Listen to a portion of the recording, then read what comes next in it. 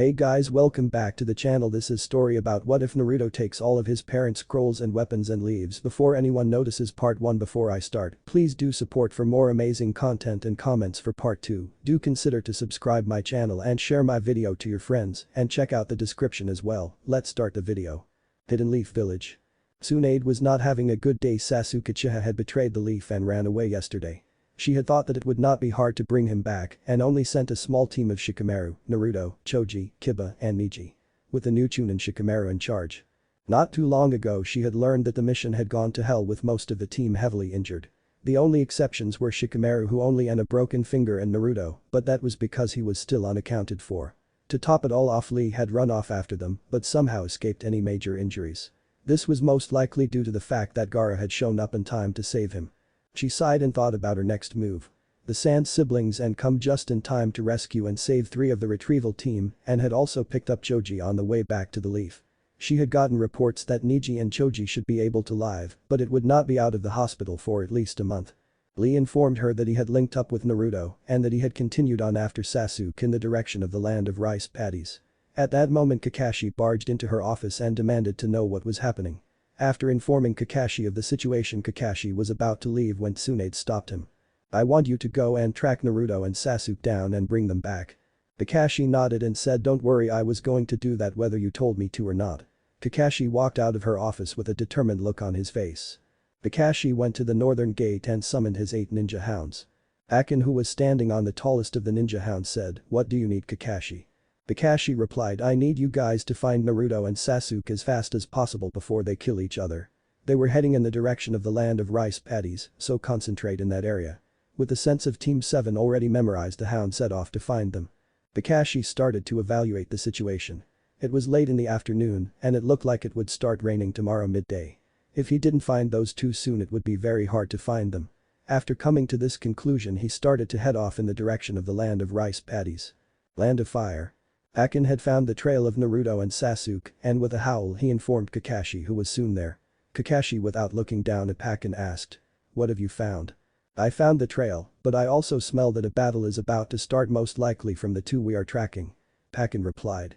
Kakashi's face got more determined than it ever had and said, then we need to pick up the pace and maybe we can get to them in time.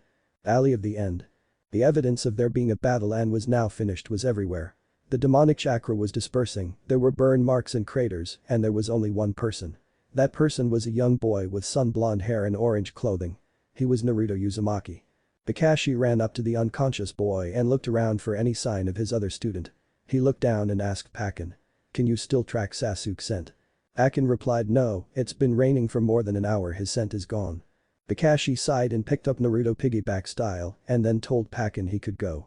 With a pop of smoke, Akin was gone and Kakashi was heading back to the leaf. Land of Fire. Kakashi was tree hopping when 4 medical ninja from the leaf appeared. The led one said. Good, you found Naruto. While tree hopping but at a slower pace, he did a medical evaluation on Naruto. He then said he has some major injuries but he will be fine.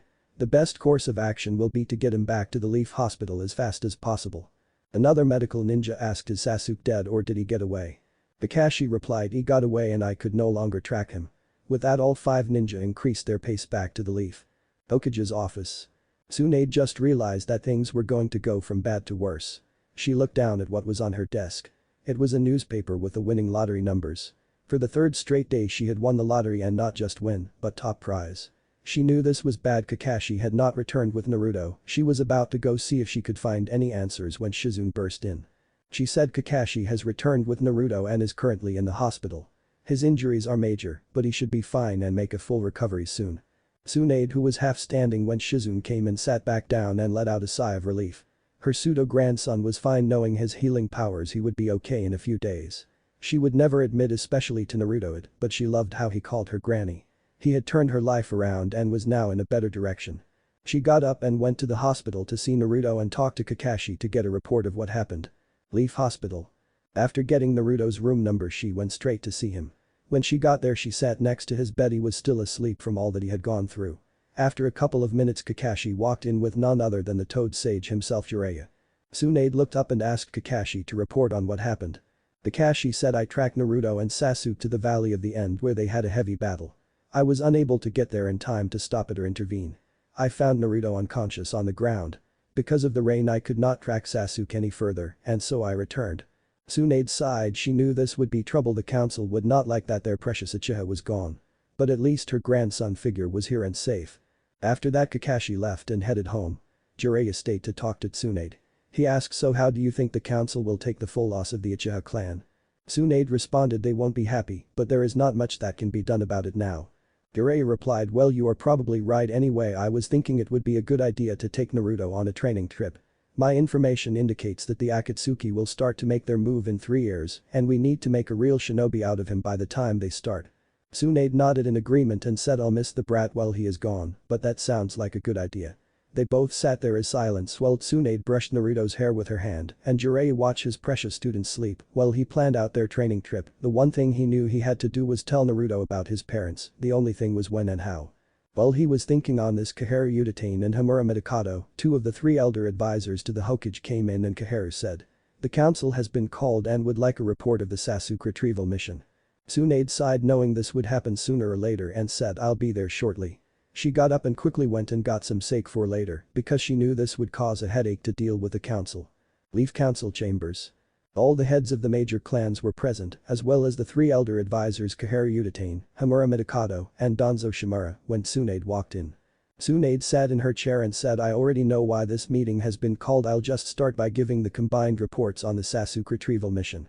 After saying that, she went in and told the counselors everything, including how Naruto used some of the Nine Tails chakra in his fight with Sasuke. After that she asked if there are any questions.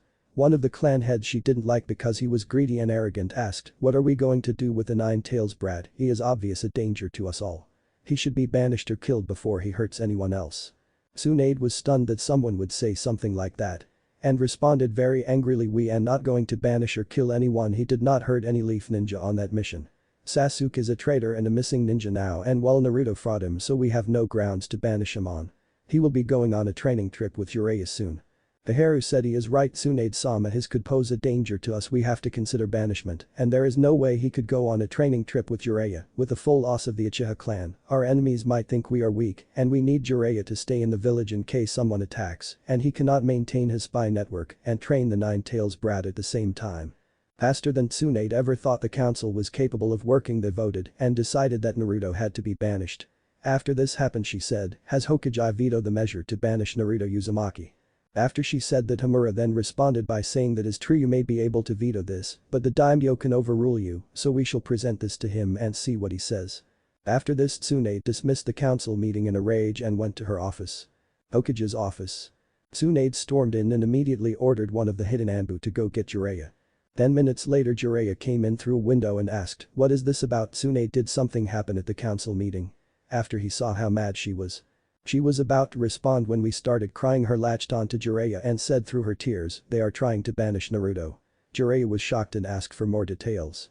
Tsunade then explained what the situation was and what happened at the meeting. Jiraiya wrapped his arms around her, then said, well shit, the daimyo never liked Naruto and given the chance will most likely banish him. Tsunade, still crying but a bit less, asked, what are we going to do? Jiraiya then responded, I will leave before they can trap me here, and I will wait not far from here. When he is banished, I will find him and take him on that trip. It just might be a bit longer than I was planning. Tsunade, now not crying, knowing that her grandson figure would have a plan and not a bad one at that. She nodded and got out of the hug and sat back at her desk. Jiraiya then said, well, if there is nothing more we need to do, then I will be leaving. It's best if you don't try and contact me to make sure that someone doesn't throw a wrench in this plan. Tsunade agreed and Jiraiya left. Tsunade then thought, Naruto is friends with 5 clan heirs and the son of the head of a clan. I think they will fight to have his banishment removed. After that, she pulled out a bottle of sake and started drinking. Daimyo's palace.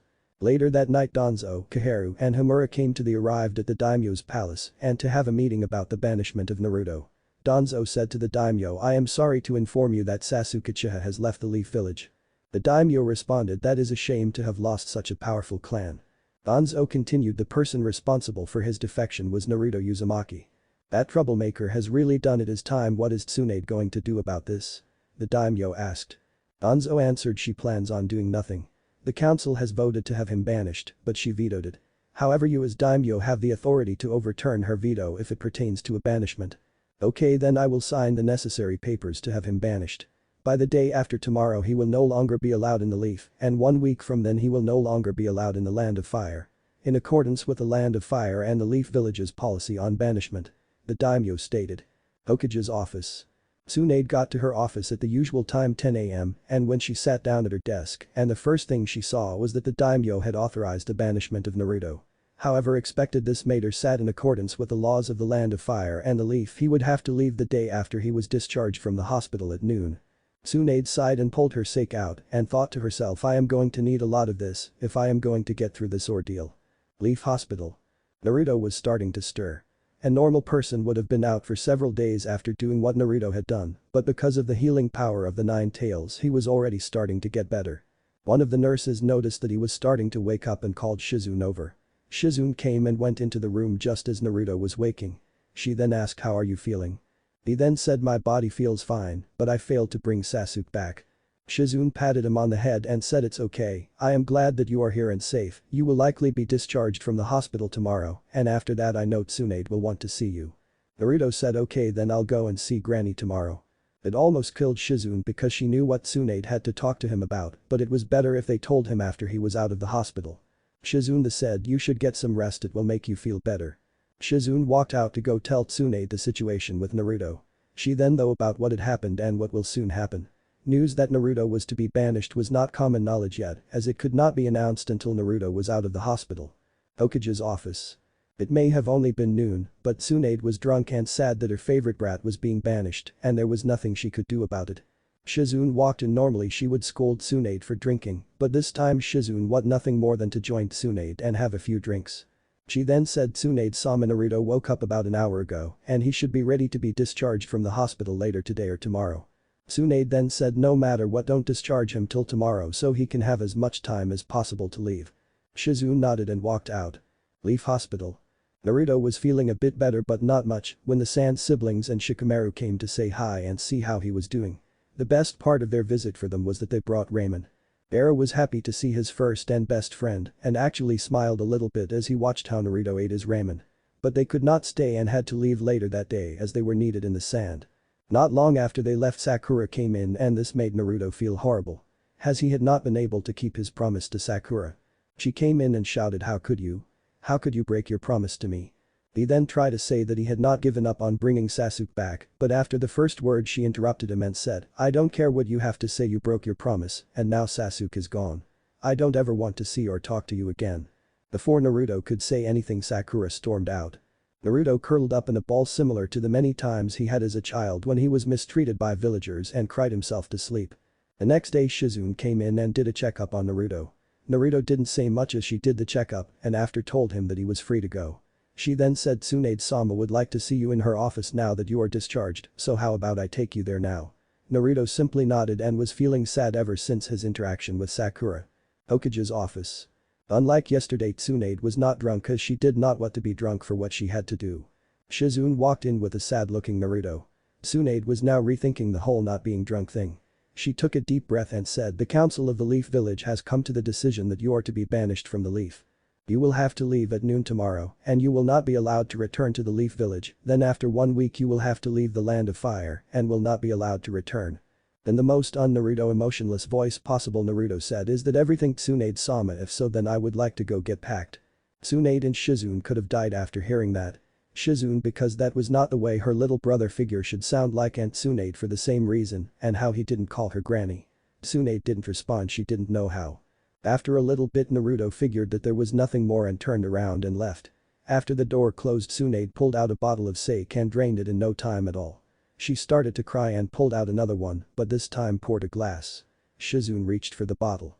Tsunade thinking she was going to take it away was about to try and stop her but then Shizune also grabbed a cup and poured herself a glass and started to drink. They were like that for over an hour, neither caring what people would think about them drinking in the middle of the day.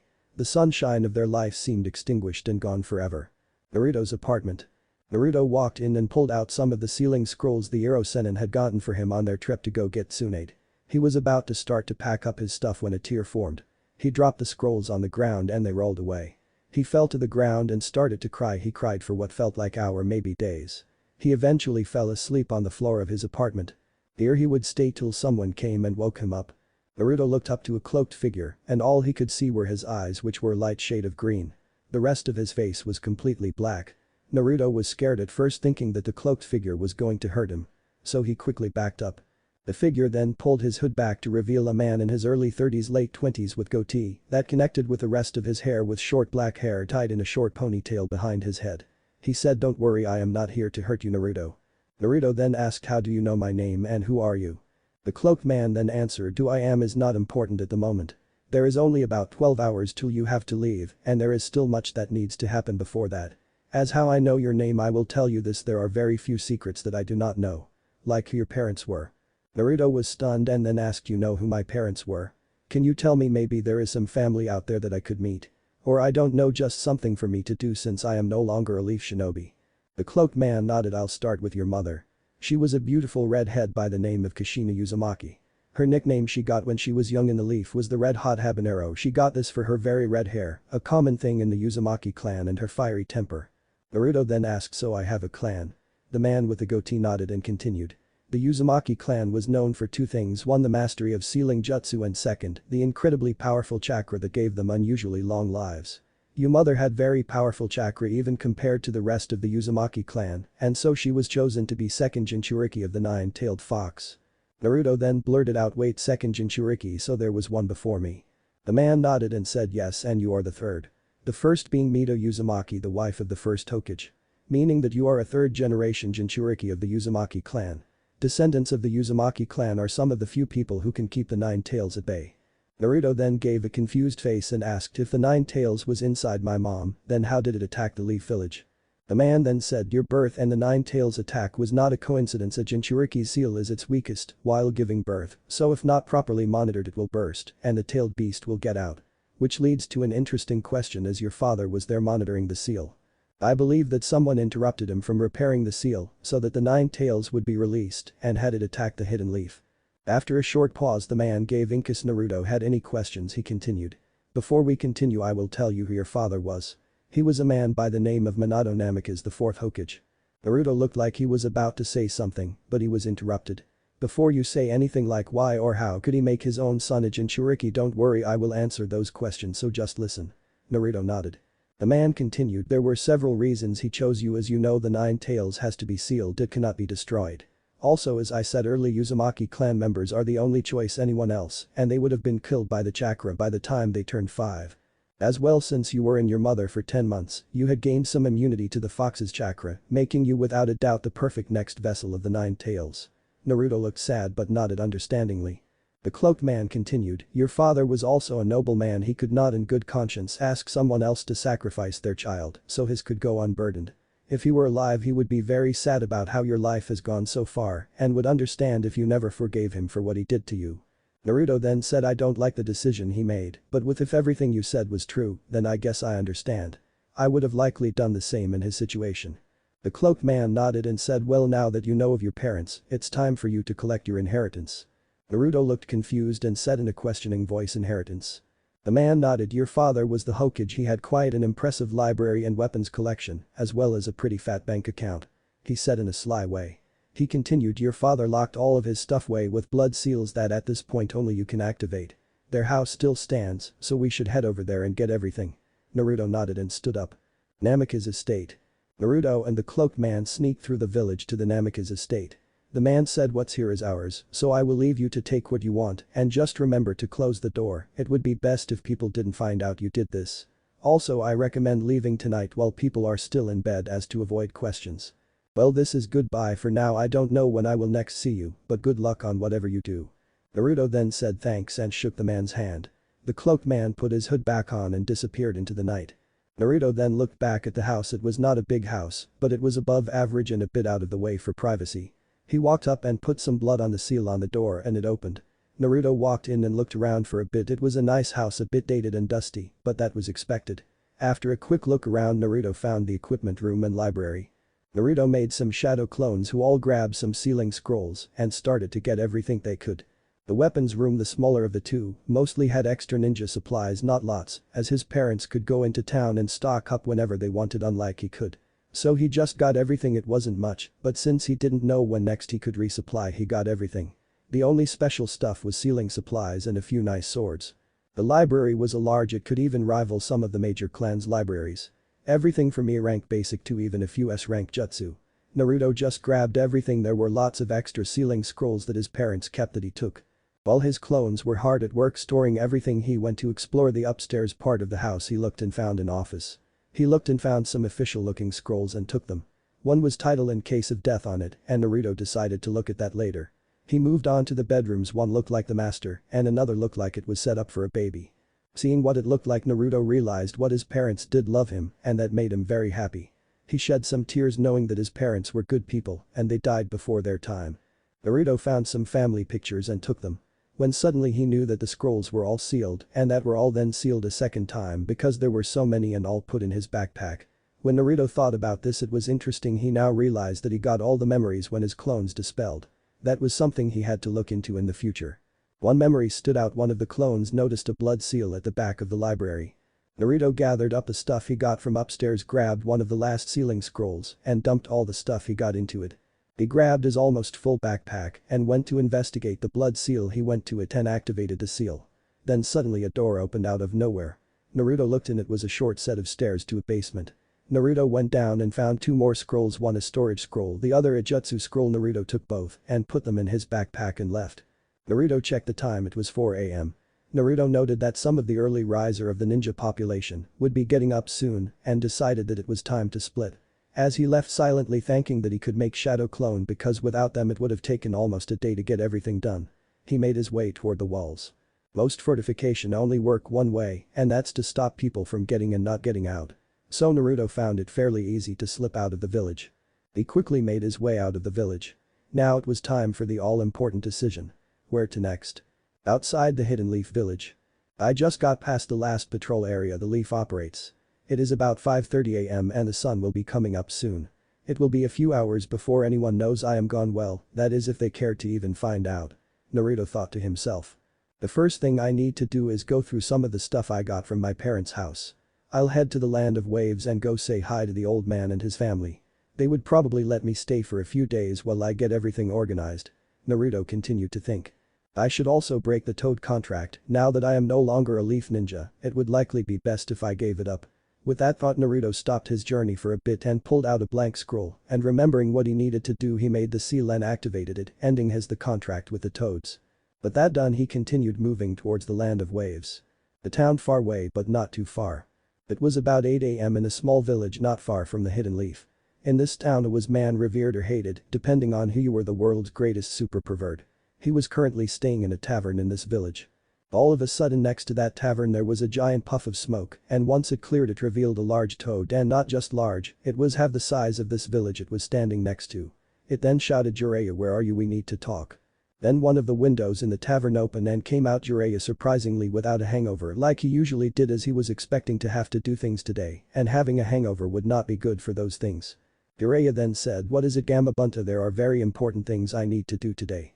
Gamabunta, the chief of the Toad summoning clan, then said, "Well, too bad, this is more important than whatever peeping you need to do. The first thing you need to do is explain why the little brat you were having follow you broke his contract with us."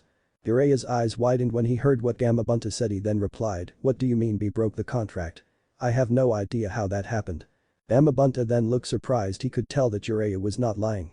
Then Gamabunta started to talk. "Well, you better figure it out. I liked him a lot more than I like you, so go find him, and I want a good explanation and for him to re-sign the contract." Jiraiya looked surprised. Most of the time when someone lost their contract they lost it and never got it back. For the chief of a summon clan to demanding someone to re-sign was almost unheard of.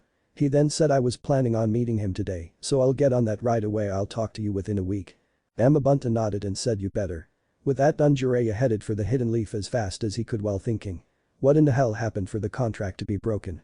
He couldn't have been killed, could he, or did he think he should break it because he was being banished? Well, whatever the answer, I better get to the Leaf and fast. Hokage's office. It was early in the morning and the Konoha 10 and their senseis plus Iruka were all gathered in the Hokage's office, where Tsunade was explaining to them what had happened with Naruto and that now he was banished. None of them could understand why something like this was happening. Even Sakura was mad at him, but she would never want this to happen to him. Tsunade then said, "At this point there is nothing we can do to keep him here for now. But several of you are clan heirs and I ask you when you come to power in your clan, you do what you need to undo his banishment. The 5 who were the heir to their clans nodded. Tsunade was happy with this response. She then continued. He still has till noon before he leaves and I would like all of you to go say goodbye to him. They all nodded and headed out. Naruto's apartment. Jiraiya just got back to the Leaf Village and the first thing he did was go to Naruto's apartment, hoping that he was there. When he got there he found the door locked, but to the Toad Sage a locked door was nothing. He quickly unlocked the door and went in and saw that there was not much left. Thinking he must have already packed and left his apartment and is hanging out with his friends one last time. With that thought he left in search of Naruto's friends. It didn't take long. As soon as he left the apartment building he found all of them. Kakashi waved lazily and said, "You here to say goodbye to Naruto as well?" Jiraiya responded, "I would, but he is not here. I thought he would be with you guys and was about to search for you, but then he must be somewhere else." Neji then said he is likely at that ramen stand. He likes getting a few last bowls before he leaves. Jiraiya nodded in agreement and then they all headed to the Chiraku ramen. The Chiraku ramen stand. When they got there they found it empty, so Iruka went up and asked, "Have you or seen Naruto?" Gucci replied, "No, I thought he would come here early today seeing what's happened to him." Iruka responded, "Yeah, I thought the same, so we came here to say goodbye." Gucci then said, "When you find him make sure that he comes here and tell him the ramen is on the house today." After that they all split up to see if they could find Naruto. Sakura was very desperate to see him and apologize for what she had said to him yesterday and hopeful he would forgive her. Hokage's office. Jiraiya came in through the window which surprised Tsunade. She asked, "Why are you here? I thought you would be waiting in a nearby town to find Naruto when he left the Leaf Village." Jiraiya then said, "I was until Gamabunta showed up to tell me that Naruto's contract with the Toads had ended. Would you know anything about this?" Tsunade was shocked and replied, "No, the village cannot make someone remove their summoning contract even if they are banished." Jiraiya sighed and said, "Well then there are only 2 possibilities, 1 he somehow broke it, which would be possible for him, or 2 he could have been killed." Tsunade's face went a bit pale at the mention of him being killed. "I just spoke with his friends, maybe he is with them," she replied. Jiraiya then said, "I saw them when I went to go check his apartment and the ramen bar he likes and no one has seen him. Currently his friends are looking all over the village to see if they can find him." Naruto's friends searched the entire village, but at 2 PM they had to give up. After the search was over Jiraiya went to see Tsunade. Hokage's office. Jiraiya came in through the window as usual. Tsunade was very drunk. After noon passed she gave up hope of seeing her sunshine one last time. Jiraiya didn't even bother to sit down, he just said, "He must have left the village last night at some point. I am going to go and find him to see if he is willing to train with me." Tsunade drunkenly nodded and with that the super pervert was off to find his apprentice. Southwestern area of the Land of Fire. Naruto had just come to a small town and decided that it would be good to stop here and get some food as he had not eaten in some time. He quickly found a ramen bar in the town and 10 bowls later, he was off and moving. He thought to himself, "I should be able to get to the Land of Waves by tomorrow. After I get all my scrolls and belongings in order I should start training. The Akatsuki is after me and I need to be ready." He continued to think about what his training regimen would look like. Land of Waves. Naruto was staring at something he had not expected. It was a sign that said, "The Great Naruto Bridge." Naruto laughed a little bit and began to cross. Once he was on the other side he went straight to Tezuna's house to see if he could stay there for a few days to sort some stuff out. Once at the house he walked up to the door and knocked. He noticed that things seemed to be getting better, all the buildings seemed to be a lot less run down and the people happier. The door opened and it was Tsunami who opened it. She said as a surprised tone, "Naruto, what are you doing here? Not that it isn't nice to see you." Naruto smiled sadly and asked, "Can I come in?" It's a long explanation. Tsunami nodded and let Naruto in and lead him to the kitchen where Naruto explained everything that had happened over the last week, but he left out the stuff about his parents. And once he was done he asked, "I have got a lot of scrolls and stuff before I left and I was wondering if I could stay for a few days to sort through it." Tsunami leaned over and gave Naruto a hug and said, "You can stay as long as you need. Tazuna and Inari won't be home for a month, so make sure that you come back in the future and say hi. Inari will be sad he missed you." Naruto headed up to the room he would be staying in and started to sort out all the scrolls and see what he had to work with. Week later with Jiraiya. It had been a week since Naruto had disappeared and the only good news was that they were pretty sure that Naruto was not killed in the village as they would have found his body by now. This meant that he had left that night for some reason. Jiraiya sighed. It had been a week and nothing had come up, so it was time to talk to Gamabunta. So Jiraiya summoned him. He was not looking forward to this conversation. In a puff of smoke Gamabunta appeared and said, "Jiraiya, did you find Naruto?" Jiraiya looked sheepish and said, "Sorry but haven't found him." Gamabunta sighed and said, "Well, if you do ever find that brat I would like to talk to him, to pound him into dust for breaking that contract." Jiraiya laughed and said, I have not given up on finding, so I promise when I do I'll tell you. With that Gamabunta left. But Asuma and Kurenai. Asuma and Kurenai were walking down a street in the Leaf to their favorite restaurant to have a date. It was their favorite not because it was particularly good, but none of their friends or students would disturb them there. Because nothing kills the mood like a guy wearing green spandex yelling about the springtime of youth who was in his 30s. Kurenai looked at Asuma, who had been more quiet than usual, and asked. What are you thinking about? Asuma sighed and said, Naruto. My old man always wanted me to try and look after him a bit when he was younger and I never did. I am just thinking that after I got to know him a bit better after he graduated, I am regretting doing nothing. You know that probably wouldn't have changed much. At this point we all wish we had done something. Kurenai said. Yeah, but it doesn't change that I should have done something. Asuma replied. At this point they reached their restaurant and walked in and sat down. With Ino and Sakura. It's okay, we'll figure out how to fix this. Ino said to a crying Sakura. Sakura had been crying almost non-stop since Naruto was banished because of what she had said to Naruto in the hospital. How? I told him that I hate him and that I never wanted to see him or talk to him again. That was the last time I ever saw him. Sakura continued to cry as Ino rubbed her back reassuringly. With Hinata. After the first few days after Naruto left, Hinata was in a haze and didn't know what she was going to do. It had been a week since Naruto had been banished and Hinata was starting to think about what Tsunade had told them. If you want to bring Naruto back, then come to power in your clan and make it so he can come back. After thinking on this for a bit, Hinata got up to go see her father to ask for more training. When she got to her father's office in the Hyuga compound, she knocked on the door. Come in. Her father called out from his office. Hinata came in and sat down across from her father and said, I think it is time for me to take my responsibilities as clan heir more seriously. Giving her father a serious and determined face. The Ashi Hyuga looked at his daughter and thought, I wonder if this has to do with that Uzumaki brat. She did have a crush on him for a very long time. Well, either way, as long as she is willing to take her responsibilities once she is head of the clan and knows the truth about that boy, she will give up on him. The Ashi then said, good, it is about time. We will start your training tomorrow at 6:30 am in the main sparring ground. Don't be late. Hinata gave a determined nod and left her father's office. With Shikamaru and Choji. Shikamaru and Choji were laying back on a hill watching clouds pass by. Shikamaru couldn't get Naruto out of his head. Everything about Naruto didn't make any sense, from how people treated him to how he grew up by himself. There is something the adults aren't telling us, and it is the key to figuring out Naruto. I have seen him treated badly, and it can't be the pranks, as I remember it happening before he started pranking. Also, if it was the pranks, the stuff people did to him would be extreme for just putting some paint on stores. As Shikamaru was thinking, Choji was sitting next to him munching away on chips. He knew that Shikamaru was thinking about Naruto. He had some of the same questions about Naruto, but he knew it would be best to let Shikamaru figure it out and tell him. But Neji and Tenten. Neji and Tenten were sitting on a park bench together. After Neji had lost to Naruto in the Chunin exams, he had become, to put it bluntly, less of a pretentious asshole. Because of this, Tenten had started to become closer to Neji. They had started to spend more time together outside of training and missions. Tenten looked to Neji, who was deep in thought, and asked, you're thinking about Naruto, aren't you? Neji simply nodded. Are you mad at him now that he can't keep his promise and free the branch family? Neji shook his head and said no, and for some reason I feel that he still will keep his promise, but I have no idea how. Tenten smiled and leaned into Neji and laid her head on his shoulder. Of Kakashi and Guy. You know, you have been here for 3 days straight. It's quite unyouthful. Kakashi continued to stare at the memorial stone and said nothing. Of Kiba and Shino.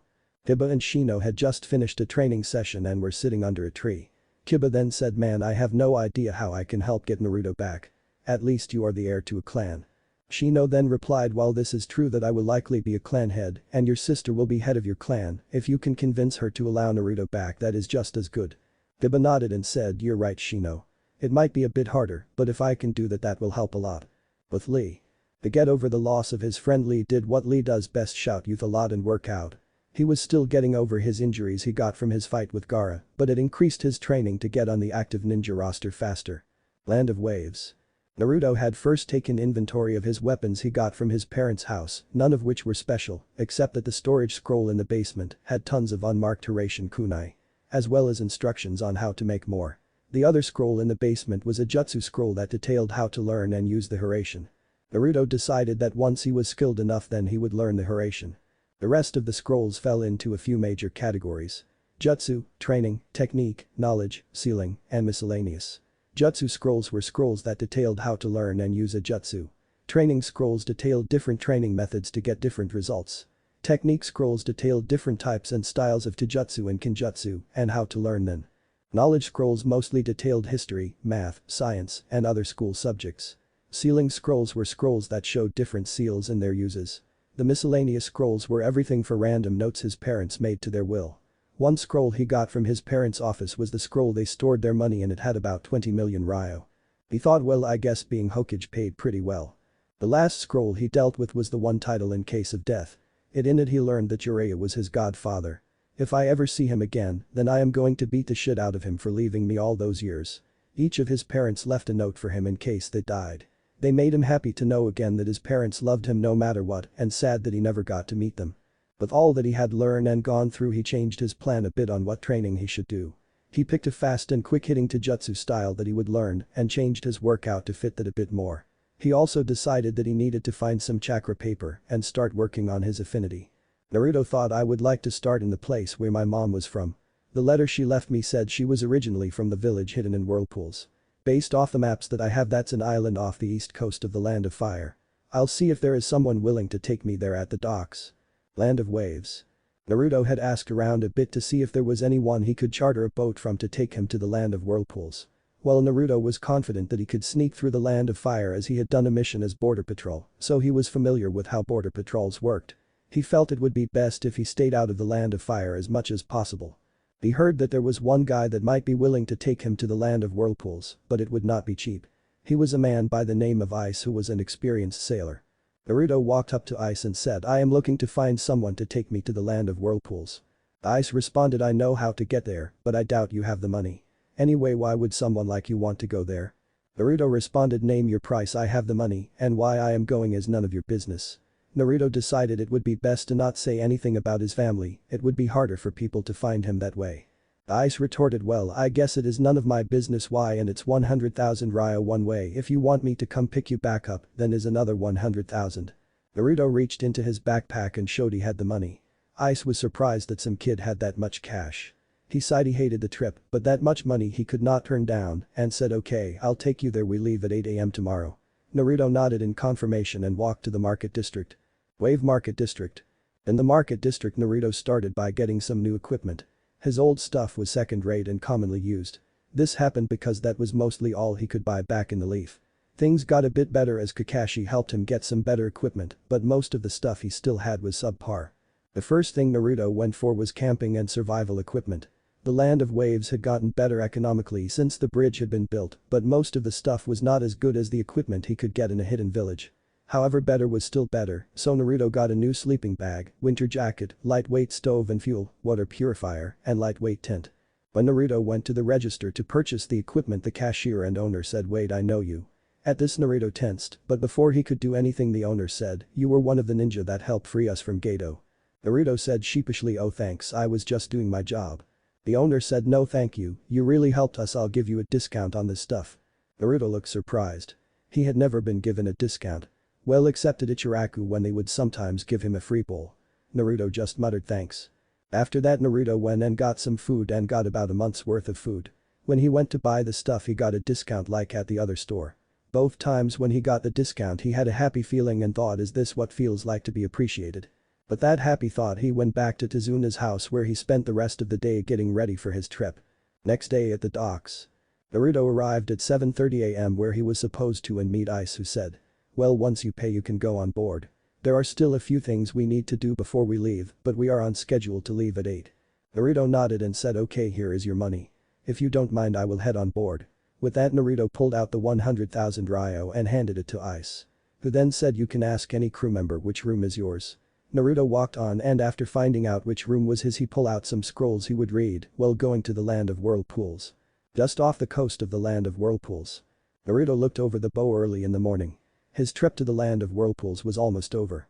Over the trip, he had mostly done two things: one, plan on what he wanted to do for his training, and two, what to do with his life. He thought, my goal was always to become Hokage, but now I really don't want that anymore. I am still unsure, but I will start with dealing with the Akatsuki. The Akatsuki are coming after me and Gaara, and I can't let them win. His thoughts continued. After I am done in the Land of Whirlpools, I'll go see Gaara. As he was finishing his thought, I said, we will be making landfall shortly and we can't stay long. Are you sure that you don't need a ride back in a few weeks? Naruto shook his head and said no, I'll be fine. And I'll be ready to get off when you land. Naruto then went to his room and grabbed his stuff and headed up to the deck to get ready to disembark. Coast of the land of whirlpools. After carefully navigating through the whirlpools, the boat stopped 100 feet from the shoreline. Ice called out to Naruto, this is as close as I can get and you have to leave now. Naruto nodded and jumped off and started to water walk to the shore. Ice thought so, he's a shinobi, interesting. And with that, he turned around and went back out to sea. Naruto started to walk inland and soon found a road that led to a small town. If I remember correctly from the maps I read, there are 10 small towns in the whirlpool and all around the center, the hidden whirlpool village. All of them should be abandoned, but I should keep my guard up in case someone or something is here. After a quick look in the village, he determined that there was nothing of interest and started walking towards the center of the island. The road Naruto was using was still intact but was obviously deteriorating with a lack of maintenance. Outskirts of the hidden whirlpool. It had taken about half a day, but now he was standing on the outskirts of the village hidden in whirlpools. The first and most obvious thing that he noticed was that it was destroyed, most of the buildings lay in ruins. Naruto noticed that there were some larger buildings that were still mostly standing. They looked to be the Uzumaki clan buildings and building of the hidden village's government. Naruto decided that he would start in those buildings to see if there was anything left of interest. Village center of hidden whirlpool. Naruto looked up at what he believed to be the main administration building of the village. He entered and started to look around. On the upper floors of the building he found what looked like offices. Most of them were a mess with papers everywhere and smashed furniture. In one of the offices, a piece of paper caught Naruto's eye. It had the symbol of the Hyuga clan. After reading it, Naruto said out loud only to himself, so the Hyuga made a request to the Uzumaki clan to update the cage bird seal so it would only seal away the Byakugan and remove the ability of the main branch to inflict pain onto the side branch through the seal. I wonder if anyone made any progress. If they did, then maybe I will be able to keep my promise to Neji. Naruto put the paper in his backpack. He then looked around to see if there were any more papers about the Hyuga clan. Naruto found a few and added them to his backpack. Naruto continued to explore the building until he determined that there was nothing left of interest and decided it would be best to set up camp for the night. As most other buildings were destroyed, Naruto settled for setting up in one of the rooms in the administration building that was completely enclosed to the elements and also had an intact chair and table. Naruto made dinner and pulled out a scroll he had decided to read first from his collection. It was a scroll detailing the taijutsu style of his father, and Naruto was considering learning the style, but adding some modifications to it. Naruto knew that he was a lot more durable than his father, so Naruto was thinking of adding in more blocking moves to take advantage of this. Also, Naruto wanted to add more power strikes to the style. Naruto did like the fast-paced nature of the fighting style, and that wielding a kunai or tanto could easily be incorporated with minimal changes. Naruto slowly went through the katas of the style, for now not doing any modifications, just trying to get an idea of how the style felt. He did this for an hour before he called it a night and went to bed. Next day. Naruto got up and left the administration building and headed to a large cluster of buildings of above average size. He was thinking that this was the Uzumaki clan compound. Once he got to the entrance he was proven correct with all the whirlpool symbols everywhere. The symbol was all over the village, but this place had the most. Naruto started exploring to see if there was anything of interest. Most of the buildings were empty and bare of anything. Well, this place has been abandoned for decades, so there being nothing makes sense. Naruto thought as he walked through the empty streets. Naruto then came to the biggest of the buildings in the compound. After a short inspection of the door, it appeared that there was a seal on it. It looks kind of like the blood seals at my parents' house. Well, I guess there is only one thing to do. With that, Naruto bit his thumb and smeared some blood on the seal and added chakra. Naruto heard a latch slip and turned the knob and pushed the door open. Well, it looks like I am enough of an Uzumaki to get in. Naruto started to explore to see what was in the building and if there was anything interesting. He found the clan library and was disappointed when he found nothing. Well, it seems that someone else from my clan had the same idea and cleared the place out. Oh well, at least it was likely other Uzumakis. Naruto continued to see if there was anything when he stumbled into a very weird room. Naruto looked around. It seemed that the entire room was covered in a very complex sealing matrix.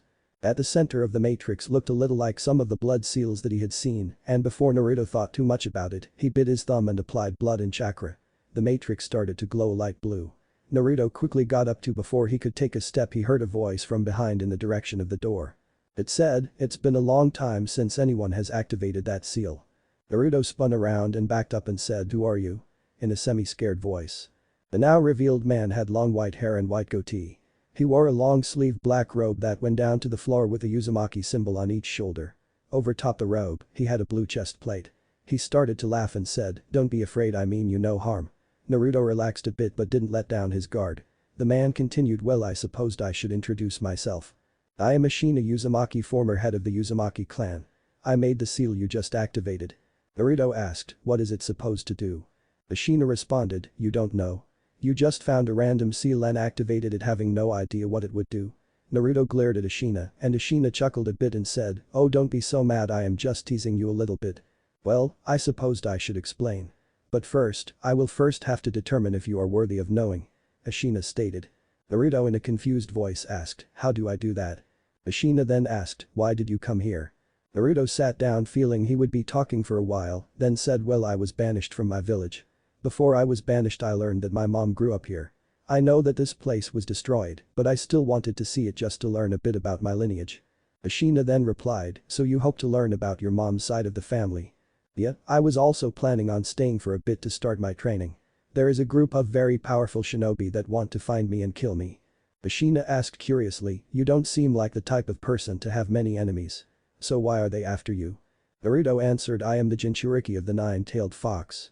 The group is called Akatsuki and they are trying to collect all the tailed beasts." Ashina looked shocked and said, "Why would they do something like that? Do you know what they are planning?" Naruto shook his head and replied, "I don't know. I don't even know if anyone outside of the Akatsuki knows their plans." Ashina said, "So you are training to protect yourself?" Naruto nodded and said, "Yes, but not just myself. I don't know if you know how Jinchuriki are treated, but we are mostly shunned and ignored, and that's at the best of times. Not too long ago I met another Jinchuriki, his name is Gaara, and he had it much worse than me. His tailed beast drove him insane and his father tried to kill him 6 times. After I fought him and beat him he started to get his life turned around and I consider him a friend. He is the only person I have met that understands what it is like to be shunned and hated by everyone you see. I don't just plan to protect myself, I plan to help Gaara and any other Jinchuriki I can.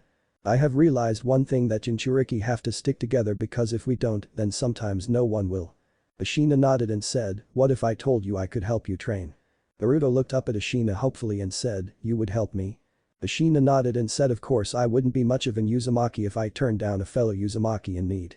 I'll tell you how this will work, but not here." After he said that, a door opened out of the wall. Naruto looked and all he could see was black. Ashina said, "Follow me." Not too far away. The pair of slitted eyes watched the interaction between the two Uzumakis. Then a voice came from near the eyes and said, "It seems an Uzumaki is returned here and has been led into the Uzumaki training vault. How interesting, boss will want to know about this." With a puff of smoke, the eyes were gone. Back with Naruto. Naruto watched as Ashina walked up to and then through the door of darkness. Naruto looked at it for a second and then followed. Once his eyes had passed through the blackness, Naruto saw something he was not expecting. It was a massive library with many rows of books and tables to work at. Ashina then said, "Now that I have let you in, I will explain what this is. This is a pocket dimension that was created by the Uzumaki clan to safeguard our secrets. How this is done is by making only an Uzumaki able to activate the seal to get in, but also, there is a guard to make sure only those worthy of entering can come in. I am the current guardian of the training vault, as we have decided to call it. I am not actually real, I am a projection of my memory that I have encoded into the seal that created this place." Naruto gave a confused look and said, "I don't get it." Ashina said, "Don't worry, it's just some complicated seal thing that I will explain to you when you are ready." Naruto nodded, still confused, and said, "If you say so. Now we should talk about your training.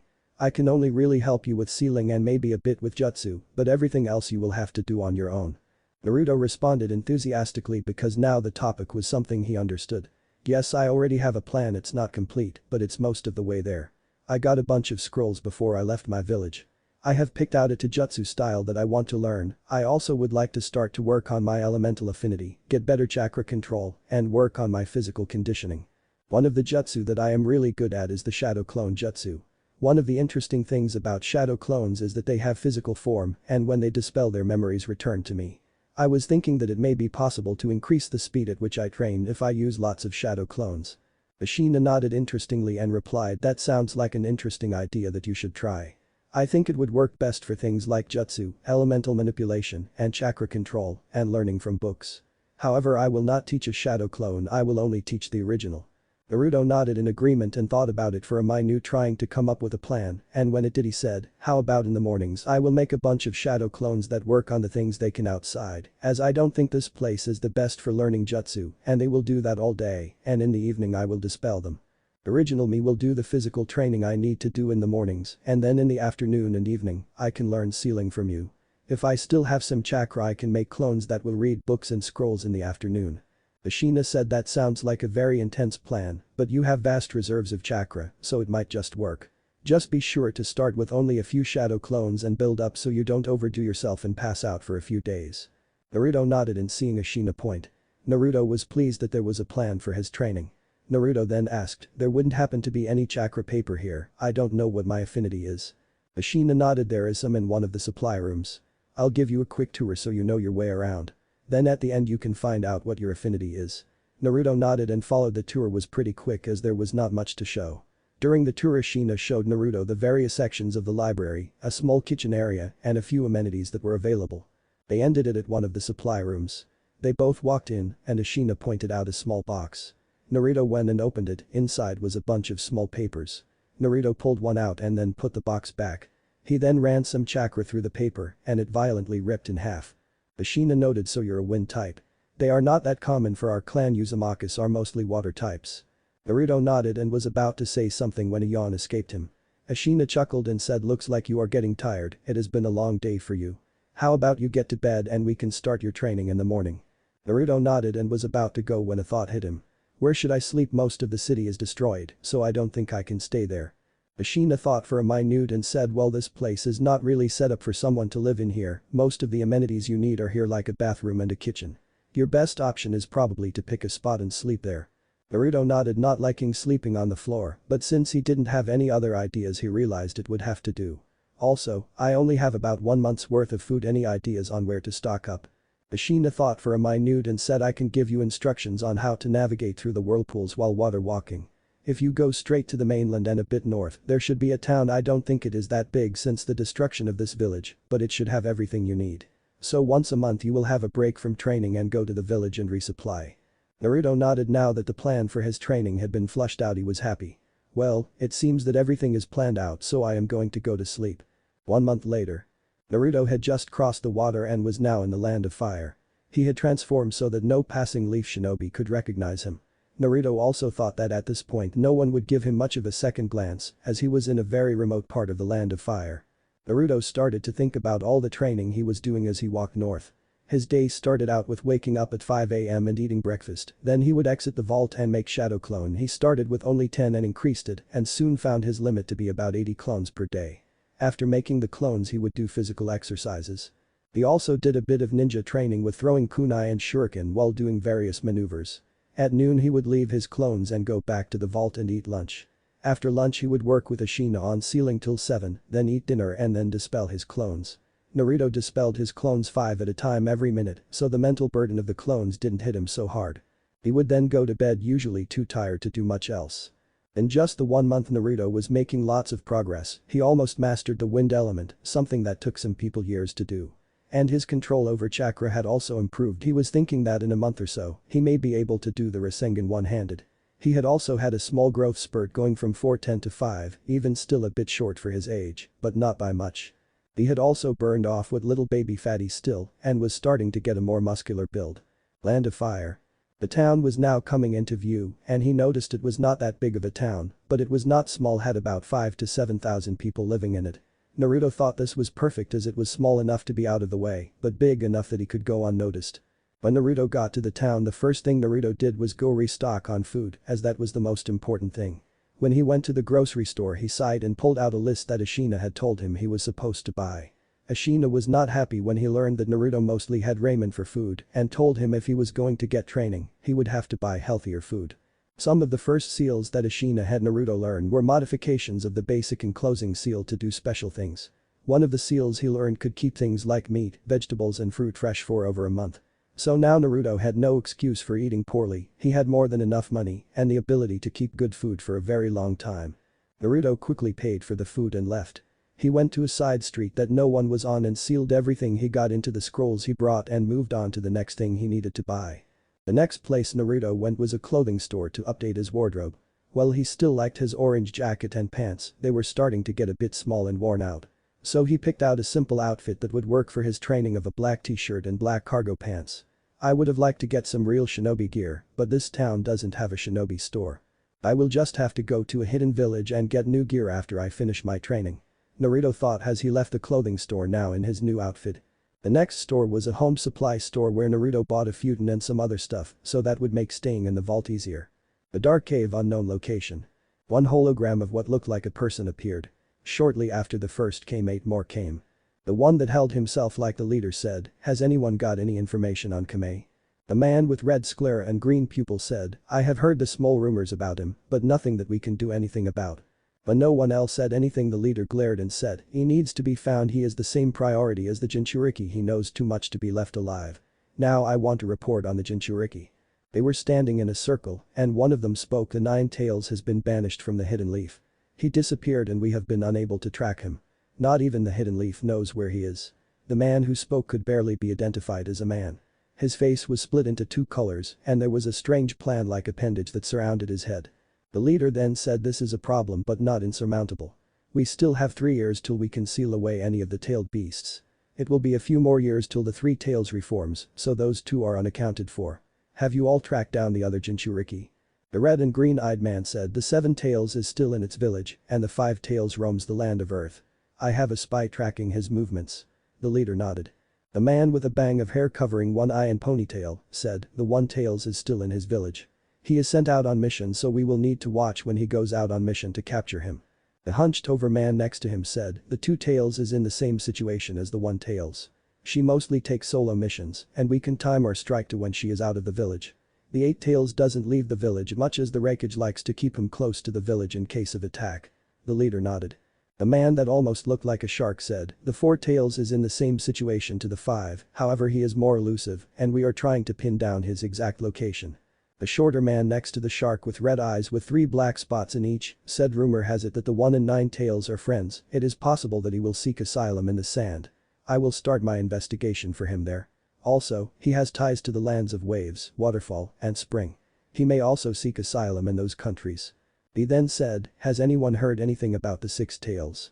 The plant man said he ran away from the mist when an operation to change his seal went wrong and he killed his sensei. "Currently, I am tracking a group of Mist Anbu tasked with bringing him back now that the civil war in the mist is over." The leader, now not very happy that now 4-tailed beasts were not tracked down, said, "We have 3 years to find them. You all have your assignments and I want those Jinchuriki and Kame tracked down as fast as possible." But Sakura was currently working on medical ninjutsu. After Sakura had stopped crying over Naruto's banishment and Sasuke's defection, she had convinced Tsunade to take her on as an apprentice. Sakura thought back on that conversation. Flashback. Sakura walked into Tsunade's office and said, "I would like to become your apprentice and learn medical ninjutsu from you." Tsunade looked at her for a minute and said, "Why do you want this training? I am not just going to teach you because you think it will be fun or even think that you will be good at it. There are plenty of people who can teach you, so why me specifically?" Sakura got a determined look on her face and said, "I lost 2 teammates and I want to bring them back. I will admit that I am weak. I thought I knew what it took to be a ninja in the academy, but I was wrong. I thought all I need to be was smart and follow instructions. I now realize how wrong I was. I want to be strong. Strong enough to bring back both of my friends." Tsunade nodded. This was the answer that she wanted to hear. She walked over to one of the bookshelves and pulled out some scrolls. She walked up to Sakura and said, "I want you to read through these and memorize the information. You will need to know it if you want to learn medical ninjutsu. Also, one contains a chakra control exercise. I want you to master it. Once you have done these 2 things, come back and we can start your real training. I expect you to be done in 1 week." Sakura nodded and left the Hokage's office determined to complete the task given to her. Then flashback. Sakura continued to concentrate on the task Tsunade had given her. Tsunade was watching her student practice, mostly to get away from paperwork, was happy with how Sakura was doing. Her determination hasn't faltered and she is progressing faster than Shizune. She might just become a great medic at this rate. Tsunade thought. But Shikamaru. For the whole month, Shikamaru could not get the mystery of Naruto out of his head. He was now sitting in the Chunin section of the library with a pile of notes, scrolls, and books in front of him. The notes contained everything that he knew about Naruto. Some of the facts were sticking out to him. One, Naruto's birthday was on the same day the 9 tails attacked. Naruto was never at the academy on his birthday, and the days before and after Naruto was a lot quieter. Naruto also never told anyone about his birthday. Something that surprised Shikamaru because based on Naruto's personality Shikamaru would have thought Naruto would be telling everyone about his birthday and act a lot happier. Shikamaru had learned about it when he heard Naruto and Iruka talk about it. Also the day after his birthday Naruto always looked more tired than usual and commonly had some scratches and bruises. There was also Naruto's massive amounts of chakra. While in the academy he knew Naruto had a lot of chakra, but after he graduated he learned that Naruto's were above an average Jonin's reserves. Something that is almost unprecedented. He learned about this when Ino was arguing with Choji soon after graduation. Flashback. I definitely have the most chakra of all of us, Choji said. Ino retorted and said, no Sasuke's in Uchiha and he definitely has the most. Their conversation went back and forth going nowhere till Asuma showed up to start the team meeting. When he saw his two arguing students he sighed and said, what are you two arguing about? Ino in an annoyed voice said, Choji insists that he has the most chakra out of our class, well it is clearly Sasuke. She said Sasuke in a dreamy voice. Before Asuma thought about it too much he said well you're both wrong Naruto has the most out of all your class. If I remember the file on him correctly he has about as much chakra as I do. He said this while looking off into space not realizing that he wasn't supposed to tell his students that. Ino then shouted, no way he can't even make a clone how can he have that much chakra. Asuma then realized what he had done and tried to redirect the conversation. Well, it mostly has to do with chakra control, since he has so much it's hard to control it. You can have all the chakra in the world, but if you can't control it, you won't be able to cast jutsu. Which leads to today's training tree walking. Asuma patted himself on the back mentally for coming up with such a great redirect and then started on his students' training. Then flashes back. Shikamaru pulled out one of the books he had collected, it was about tailed beasts. He opened it up and read the table of contents, and one of the chapter names caught his eye. It was titled Jinchuriki. Shikamaru looked at it for a second and thought Jinchuriki that means power of human sacrifice. I wonder what that is all about. Shikamaru opened to that chapter and started to read. The first thing he found was the definition of Jinchuriki as a person who is the container for the storage of a tailed beast. Shikamaru was shocked that something like that was even possible and continued to read. He later read how tailed beasts could not be destroyed, so the only way to defeat them was to seal them away. That's when it clicked for Shikamaru that explains everything. From how he was treated to his unusual chakra supplies. Shikamaru thought as he continued to read after an hour he had read everything there was to read. He got up put the books back and collected his things and walked out. He had to go talk to some people about this. Hokage's office. Tsunade was happy for once the last month had been hell. Several of the countries Naruto had helped in the past were not happy with his banishment. One country the land of snow now the land of spring had cut off all trade with the land of fire over this. None of the others did this but stated that they would be looking elsewhere to have their missions done. All this was annoying there weren't enough to make that much of a difference. Tsunade was happy because Sakura was making fast progress. Tsunade thought Sakura just might be able to surpass me one day. While thinking about the training she was going to give Sakura she heard a knock on the door. She then called out come in. After that the door opened and Shikamaru stepped in. Tsunade then said, is there something you need Shikamaru? It's not like Shikamaru to come to my office to talk and he usually looks bored now he looks kind of mad. I wonder what's going on to get him so worked up. Tsunade thought with a hint of curiosity. Shikamaru walked in and took a deep breath and began to speak, I have been thinking a lot about Naruto recently. There's something that everyone wasn't telling us. Tsunade leaned forward in her chair and was thinking so it seems he has either figured it out or he is going to demand some answers, let's see where this goes. Shikamaru continued so he's the Jinchuriki of the 9 tails. Tsunade then said, yes, so you figured it out. Shikamaru then gave a quick explanation of how he came to his conclusion. Tsunade then asked, does this change how you feel about him? Shikamaru then sighed well it makes him more troublesome, but he is still my friend and I will help him. Tsunade smiled but then got serious and said. Not long after Naruto was born Sarutobi-sensei made a law that no one could tell anyone that did not know of his status, which is why your generation doesn't know of it. I was planning to have Naruto tell you all when everyone became a Chunin, but well that might not happen at this rate. By the way, the law technically doesn't apply to the Hokage or Naruto, but it does apply to you I would like you to keep this a secret. Shikamaru nodded and left the Hokage's office thinking about troublesome blondes making things complicated. A year and a half after Naruto's banishment.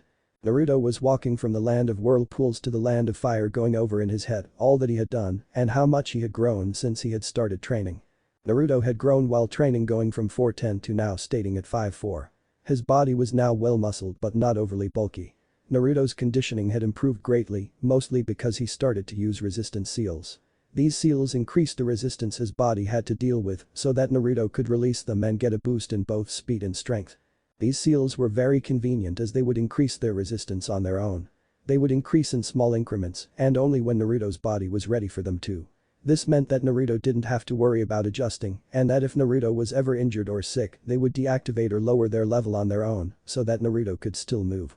Once a week Naruto would deactivate them and train without them so that he was used to his speed and strength without them on. Naruto's Taijutsu had also improved, successfully modifying his father's fighting style. It was still a bit rough, but with experience, he would be fine. He had learned a lot about sealing jutsu. While not a master, he wasn't far away. With experience and time, he would get there. There was little he could not do with seals, and if there was something he couldn't do straight away given enough time he could figure it out. He had mastered the wind element and was competent with water. He had not mastered water but was able to use some C and B rank jutsu in a fight if needed. Naruto had also mastered the Rasengan and could do it one-handed as well as make it bigger. Naruto was thinking that learning Earth next would be good so that he could do defensive jutsu and the surface hiding technique. Naruto's chakra level had also grown a lot. He had the most chakra of his class including his senseis, but with making over 100 shadow clones a day for a year and a half, his level was now on par with shinobi like Jiraiya. With the increased chakra levels Naruto had increased the number of clones per day he could make for training from 80 to 250. Although Naruto had made a lot of progress in ninjutsu, he was a bit disappointed that he didn't get as far as he wanted. This was mostly because early on he had decided to focus more clones on the library than in training, but Naruto ended up reading through much of what was available that was relevant to him.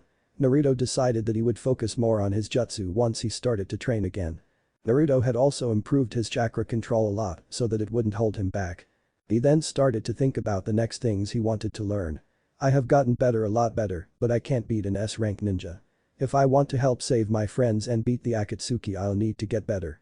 I think the next things I should do are complete the Rasengan, learn the Hiraishin, and continue to learn elemental jutsu. Also, there is that task that Ashina gave me. Ashina had given Naruto a very complicated seal that he had to undo, and he told him that once he had done that to come back to the vault. Land of Fire. Naruto continued to think about this as he got to the mainland. Then his mind started think about where he was going to go next. I should go see Gaara and see how he is doing. Maybe I could fix his seal so that the one tail isn't bothering him too much. It would be fastest to cut across the Land of Fire, but that might not end well for me. I should probably go around through all the minor countries just to be safe. Naruto started to head north to the border with the Land of Hot Water. The Land of Hot Water was demilitarized with no hidden village within its borders. There were basically no border patrols from the Leaf in that area, so it was easy for Naruto to slip past the border, where he started to head north to the border with the Land of Rice Paddies. After about an hour of travel in the Land of Hot Water, a cloaked figure appeared in his path. Naruto stopped and looked at the man. He was the man that Naruto had met the night he left the Leaf. Naruto continued till he was about 30 feet away when the man said, "Well, it looks like you have grown up a bit and gotten stronger." Naruto then said, "Yeah, I have been training very hard. Why are you here?" The cloaked man pulled down his hood and sat on the tree branch he was standing on and said, "Well, this is just a happy coincidence. I was heading to the Land of Lighting to deal with some stuff when I sensed your chakra and decided to come say hi." Naruto decided not to sit down, but let his guard down a bit and leaned against the tree he was standing on and asked, "Why did you help me before I left the village?" The man responded, "Well, I heard about what was happening and I was in the area. I thought you could use some help. Plus, I thought you could make an interesting ally." Naruto, still suspicious of the man, asked, "Who are you and why did you want me as an ally?" The man said, "How about this, you answer my question and I'll answer your questions and tell you a bit about me." Naruto, now very suspicious, nodded. The cloaked figure then asked, "What are your plans for the future and what do you intend on doing with the Akatsuki?" Naruto responded, "I plan on beating the Akatsuki and stopping whatever their plan is. Beyond that, I don't know, but I will do my best to bring whatever amount of good to this world I can." The man smiled and said, "Good, now that I know that we are on the same page, one will tell you my name. My name is Kame Hagoromo. I am from the mist, but I left during the bloodline purges because of my Kekkei Genkai. Even though the purges have ended and the current Mizukage has bloodlines herself, I don't really feel like going back." "Why not go back?" Naruto asked. "That's a long story that should never be told. But anyway, back to the Akatsuki," Kame said, redirecting the conversation. Naruto relaxed little and asked, "So you're fighting the Akatsuki?" Kame responded, "Yes, they are collecting all the tailed beasts. They are planning to use them to take over the world.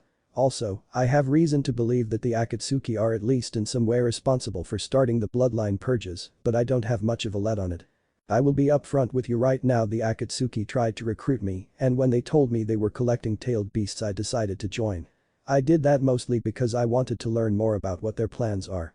I also figured out that their leader is fucking insane and would likely kill most of the human population and enslave everyone he didn't kill if his plans are completed. Kamei's face got very serious and he said, the thing that scares me the most is that if he got all the tailed beasts, he could probably go through with his plans. Once I figured that out, I got all the intel on the Akatsuki I left that organization. Naruto nodded, a bit shocked at all the Kamei had told him. Kamei continued, anyway, how about I tell you a bit about myself? I am the last living member of the Hagoromo clan. I specialize in high kinetic energy weapons using my magnet-style Kekkei Genkai. I was a member of the 7 ninja swordsmen of the mist and I wield the sword sewing needle. Naruto nodded. Kamei continued, putting a serious face on, we can't exactly be partners as you cannot come with me, but any information I get on the Akatsuki or other threats I will pass on to you. Now part of my plan to stop the Akatsuki is to prevent them from getting any Jinchuriki. I would like you to go to the hidden waterfall and see if their Jinchuriki is safe. If she isn't, then think of something to help her. The waterfall is the weakest village that has a Jinchuriki, as such she is in the most vulnerable position. She is a girl around your age with mint green hair and her name is Fu. Naruto nodded. I know the leader of the hidden waterfall. I'll talk to him about it and make sure that she is safe. Kamei motioned for Naruto to come over. Naruto jumped to the branch that Kamei was sitting on. Kamei pulled a book out and handed it to Naruto. What's this? Naruto asked. Kamei answered, it's a bingo book of all known Akatsuki members and associates, as well as everything I know about them. It's not complete as most of them have been staying off the grid for a while and things have likely changed since I left. You can pass that information on to whoever you think will need it, but don't go passing this to every stranger you meet, it will draw attention to yourself. Naruto nodded and he said, I am pretty good at this point, but I doubt I can take on an S-rank ninja. Kamei nodded and said, that's fine for now, they won't be making their move to capture the Jinchuriki for another year and a half or so. I am looking into if I can delay them at all, but it doesn't seem likely at this point.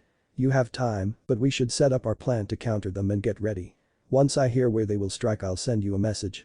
Naruto nodded and took the book and started to flip through the pages.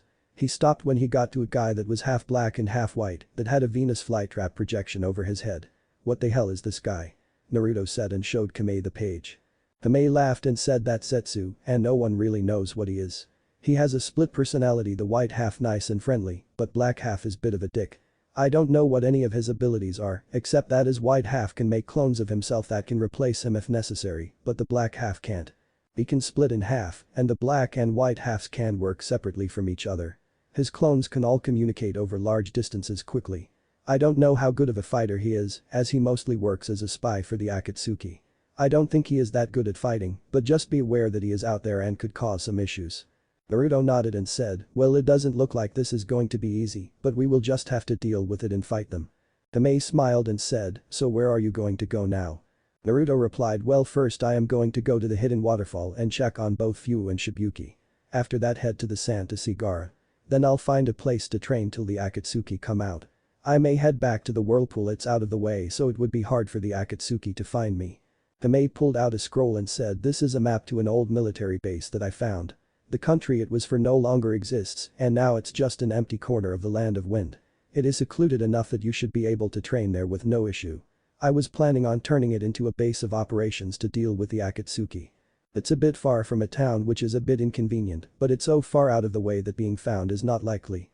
Naruto opened the scroll and looked at it, it's a lot closer to the sand than coming back to the whirlpool, and I won't have to deal with going into the land of fire. I think I'll go there. Pool save me a room, I'll be coming by there in a couple of months, once I have finished some preparations that I'll tell you about in the future, Kamei said. Kamei got up and shook Naruto's hand, then they both went their separate ways. Naruto continued to the border of the land of rice paddies and the land of hot water. Naruto encountered no difficulty on his way to the border. Land of rice paddies.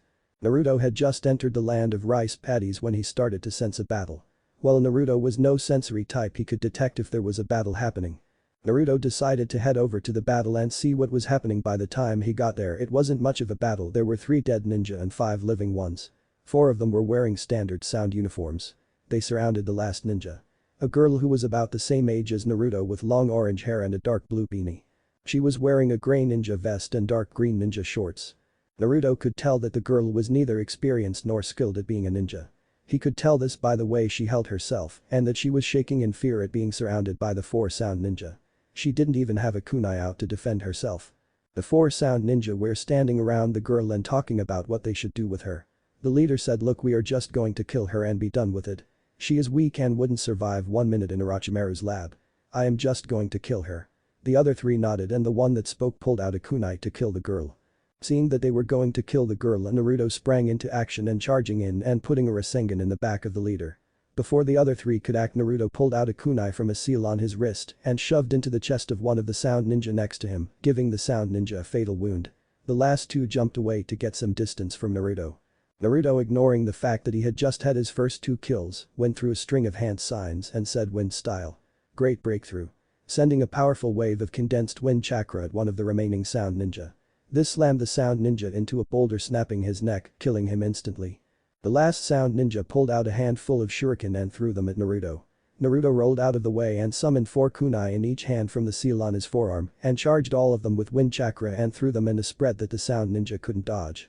2 of the kunai hit one in the right shoulder and another in the stomach.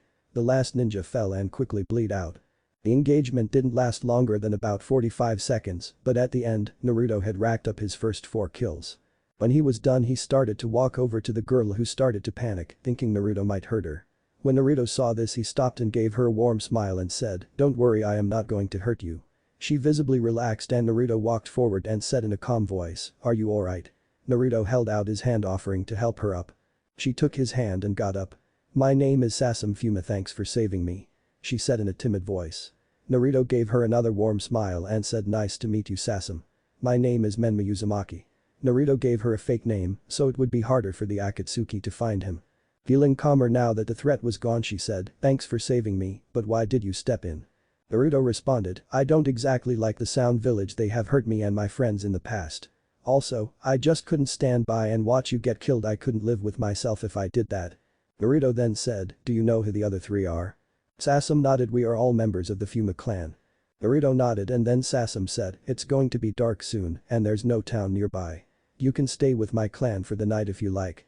They don't like outsiders, but since you saved me they won't mind." Naruto smiled and said, "Thanks, I would appreciate it. I'll go put the bodies of your clansmen in a scroll so we can take them back to get a proper burial." Sasuke nodded sadly, now remembering that 3 of her family had been killed. Naruto quickly collected the bodies and then walked off with Sasuke. Outside Fuma Clan compound. As Naruto and Sasuke were approaching the compound, 4 figures appeared out of nowhere. The led one said, "Sasuke, who is this and where are Kamakiri, Kijiro, and Jagumo?" Sasuke responded, "This is Menma Uzumaki, and Kamakiri, Kijiro, and Jagumo are dead. We were attacked by some sound ninja and they were killed. Menma stepped in and saved me before I was killed." Naruto then said, "I have their bodies sealed in this scroll," while showing the scroll that contained the 3 bodies. The led one said, "Damn, we lost 3 more to the sound. Well, thank you Menma for saving Sasuke and bringing their bodies back. Most of the time we don't get the bodies back, either they are captured or the bodies are taken. They do that so they can experiment on them. Anyway, we shouldn't think about such awful things right now. I presume that she offered you a place to sleep for the night." Sasuke said, "Yes Arashi, I know we don't normally let in outsiders, but he saved me and there was nowhere else for him to go." Arashi said, "It's okay if he helped you, then it's okay if he stays here for a while. If he stayed out in the wild the sound would likely come and try to capture you. We should go and see our leader Hanzaki." With that, the 6 of them headed into the compound.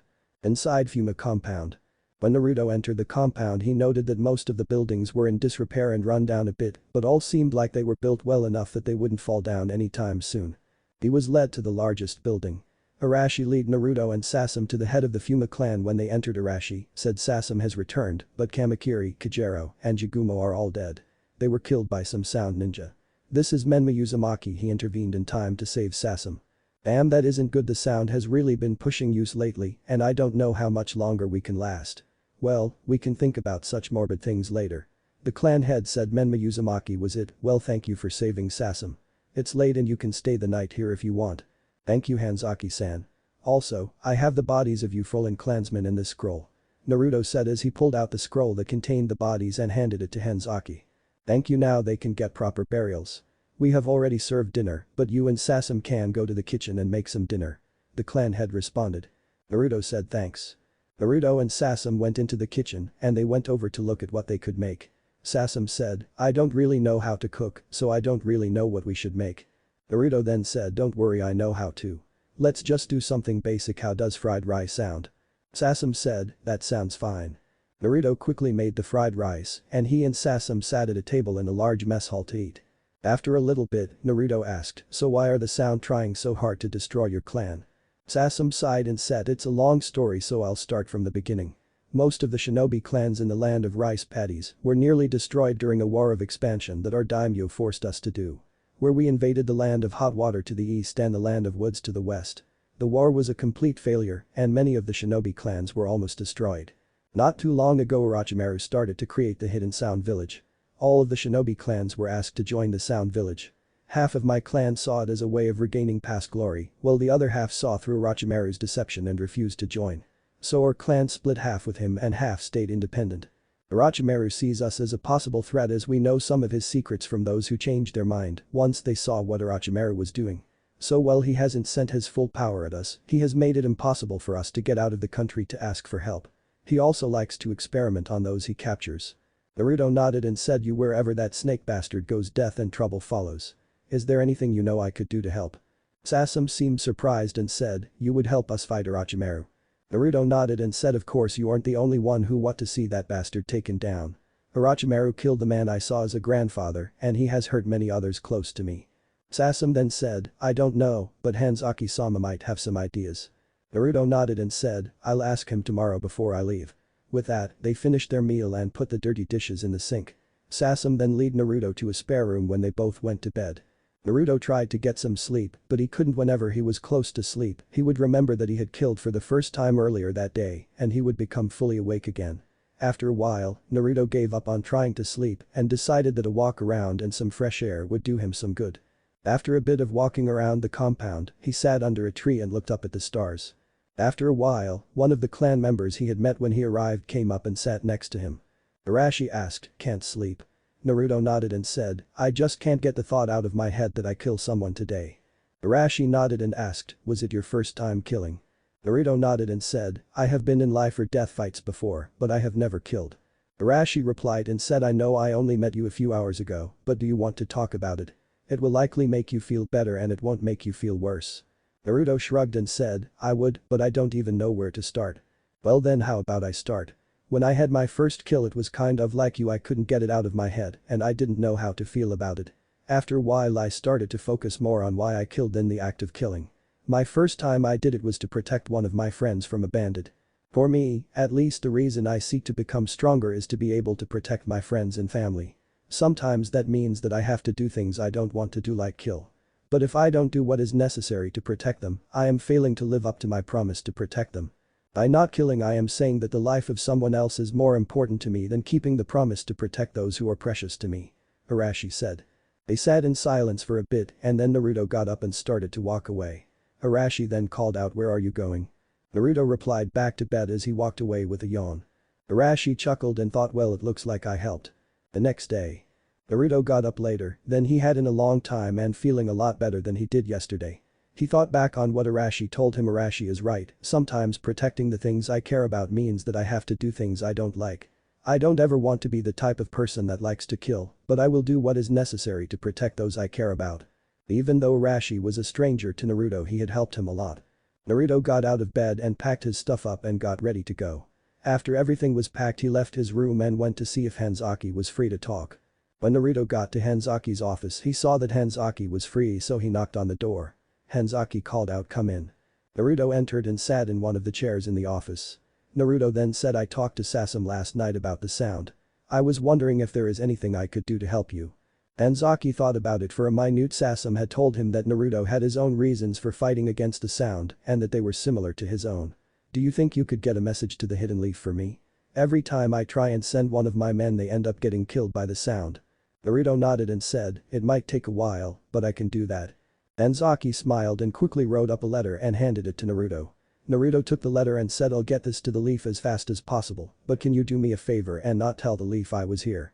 It's not that I dislike the Leaf, but the fewer people who know where I am, the better. Anzaki was curious to why he would ask for that, but decided against pursuing that line of conversation and said, "Thank you and I won't tell them you were here." Naruto nodded and then left the Fuma compound. He moved more stealthily through the land of rice paddies than he normally otherwise would have so that no sound shinobi would find him and get in his way. Since he was moving slowly, it took him a day and a half to get out of the land of rice paddies. Land of Woods. The Land of Woods did have a minor hidden village, so Naruto decided it would be best he took normal traveling routes to avoid any unnecessary attention. Naruto didn't want to deal with other ninja. While he did this, he started to think of how best to get the letter to the hidden leaf. The fastest way to get it to the leaf would be to just take it there, but that is out of the question, as I could be killed on sight for being anywhere near the leaf. I wonder if Shibuki could get the letter to the leaf for me. Last I knew, the leaf and Waterfall were allies, so getting a message to the leaf is something that Shibuki should be able to do. Yeah, that will work. Then it can just play it off as the Waterfall working as the go-between and I can stay out of sight. Naruto continued to pass through the Land of Woods without incident. Land of Rice Paddies. In a large dark room, all that could be seen were two blood-red eyes with 3 black marks in each eye. Just below the eyes a burst of light came and the sound of birds chirping. The light revealed a boy in his mid-teens with black hair and wearing only a pair of purple pants with a large purple rope as a belt. This was Sasuke Uchiha, and he was currently training, trying to adapt the Chidori into new jutsu. Now in the darkness again, he pointed his hand at one of the training dummies and thought Chidori spear, and a spear of lightning came out of his hand and it impaled the dummy. He thought, perfect, this is the power I need to kill my brother. Soon I'll be able to deal with Orochimaru as well. If he thinks I came here just to hand over my body to him, he's an idiot. Soon his body will start to break down and weaken just like the last one, and once he is at his weakest, I'll kill him and go after my brother. Sasuke retracted the lightning spear and continued to think, I'll need a team in order to deal with my brother, as his Akatsuki friends are not likely to just let me kill him. The idiot Sujetsu will be good, he is very skilled, so he will be a good to take. Sasuke decided that he was finished training for the day because he was low on chakra. He continued to think. She might be a massive pain in the ass, but Karen is a medic and possibly the best sensory ninja on the planet. She will be worth taking. If I can control Jugo like Kimimura used to be able to, I'll take him. If I can't, I'll just kill him. As Sasuke was walking back to his room, he saw Kabuto walking towards him, and Sasuke thought he is probably off to do one of his hideous experiments. Once they were close, Kabuto said, "So how was your training, Sasuke?" Sasuke just grunted HN and continued walking in the other direction. Kabuto smirked and thought to himself, he thinks we don't know he is planning on betraying us once Orochimaru is weak, but that won't be an issue. Even at his weakest, no one can stand against Lord Orochimaru. Land of Waterfalls. Naruto entered the Land of Waterfalls through its eastern border. Naruto knew the approximate location of the hidden waterfall because he escorted Shibuki there on a mission back with Team 7. Naruto started heading in the general direction of the waterfall. When he felt he was getting close to the village, 4 shinobi wearing the standard uniform of the waterfall appeared in front of him.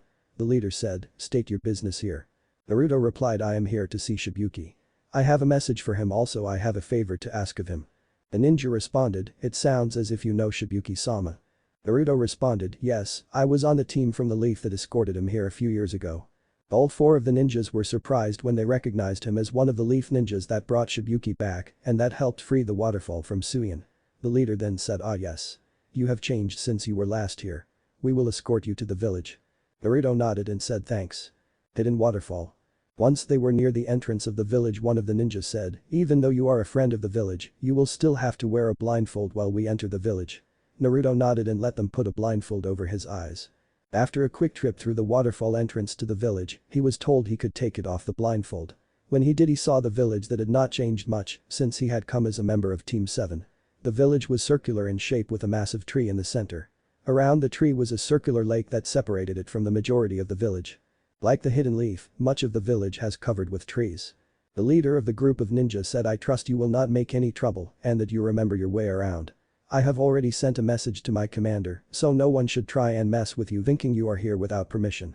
Naruto nodded and said, "Thanks, I will be heading to see if Shibuki is free now." With that, they all went their separate ways. As Naruto was going to the center island that contained the tree that hung over the whole village. Under that tree was where Shibuki's office was, as well as most of the government offices and buildings of the waterfall. Naruto passed through the market district of the waterfall. Naruto looked at some of the shinobi stores and thought, this would be the perfect place to get new gear. Most of my survival gear is fine, but I really should get some real ninja gear. Also, a bigger backpack would be nice. Naruto continued to walk through the town and over the bridge that led to the massive tree at the center of the village. When he got there he walked into the building that served as the administrative hub of the hidden waterfall. When he walked in he was greeted by a receptionist that asked, "How can I help you?" Naruto responded, "I was wondering if Shibuki was free and I would like to talk to him." The receptionist said, "Ah yes, you must be Naruto. We got a message from one of our patrol teams that you were coming. I'll see if Shibuki-sama is free." In a minute, the receptionist came back and motioned for Naruto to follow. Naruto entered Shibuki's office and sat down in a chair in front of Shibuki's desk. Shibuki then said, "So Naruto, what is it you wanted to talk about? If there is anything I can do for you, let me know." Naruto said, "Thanks, I appreciate it. I wanted to talk to you about two things. The first is I was wondering if you could pass this message along to the Leaf." Naruto pulled out the scroll he got from the Fuma Clan and handed it to Shibuki. "Sure, I can do that, but if you don't mind me asking, what message would you be sending to the Leaf?" Shibuki asked. Naruto responded by telling Shibuki about the Fuma Clan, the Sound Village, and the land of rice paddies. When he was finished he added, "I would also like it if you don't tell the Leaf that I am involved." Shibuki nodded and said, "Sure, I'll just tell them one of my jonin got it." "If that's it, what's the second thing you wanted to talk about?" Naruto asked, "Have you heard of a group called the Akatsuki?" Shibuki nodded and said, "Yeah, but not much. From my understanding they are a mercenary group with very powerful members." Naruto nodded and said, "Yes, that's right, but they aren't just mercenaries. They are also hunting Jinchuriki. Two of their members are Kisame Hoshigaki and Itachi Uchiha." Shibuki's eyes widened at this and thought, if what he says is true, that could put the village in danger if they come here to capture Fu. Shibuki then said, "That's troubling news. I suppose you are telling me this because you know we have a Jinchuriki. Do you know why they are going to do with the tailed beasts?" Naruto responded, "I don't know the specifics, but it has something to do with taking over the world." Shibuki was shocked at what Naruto told him and said, "Well, that isn't good. For now, I will have to talk with the council about this. Can you stay here in the village till this is sorted out? There is a possibility that the council will turn on Fu and kick her out, banish her, or try and give her to the Akatsuki to avoid them attacking our village." Naruto nodded and said, "I can stay here if you need me to." Shibuki chuckled and said, "Thanks." After that, Naruto said goodbye and went to the market district to upgrade his gear. After Naruto left, Shibuki quickly wrote a letter to the Leaf with a fabricated story about how he got the Fuma Clan letter. He gave both to his receptionist to send to the Leaf. Then he started to write some messages to the various council members, telling them that there would have to be a council meeting the next day. Waterfall Market District. Naruto walked into the market district and started to look around. As he was walking he thought, "I need to get out." Naruto found the store and started to walk through it and pick out new gear. Naruto picked out a backpack that could hold about twice as much stuff as his current one could, and it also had a few extra features that a ninja would find useful. Features like scroll pouches, quick access compartments for medical supplies or other things that need to be accessed quickly, and even a place where he could strap a sword to the pack. Naruto also stocked up on shuriken, kunai, and other ninja supplies. Naruto also picked out a tanto made out of a chakra conductive metal. A new kunai pouch that was a bit bigger than the one he had, and it had space for a small medical kit. He also got a much larger medical kit that would be sealed in a scroll in his backpack. For clothes, Naruto got a black long sleeve shirt, black cargo pants with pockets for scrolls, black ninja sandals, black fingerless gloves with a metal plate on the back, forearm guards that seals could be applied to, mess armor undershirt and shorts, and a grey flak jacket. Naruto got several pairs of his new outfit in case they got damaged. Naruto also got a black traveler's cloak and mask, so that is would be harder to spot him while he was traveling. Naruto brought everything he wanted to the counter and after paying put everything in a scroll and headed to a hotel to rent a room. Once Naruto got to the hotel room he dumped out all his stuff from his backpack onto the bed, also he dumped all the stuff he bought on the bed as well and started to think about how to organize it all. After Naruto had organized all of his equipment, he decided to go and find a training ground to get familiar with his new equipment. Naruto started to walk through some of the training fields of the waterfall, looking for one that wasn't being used.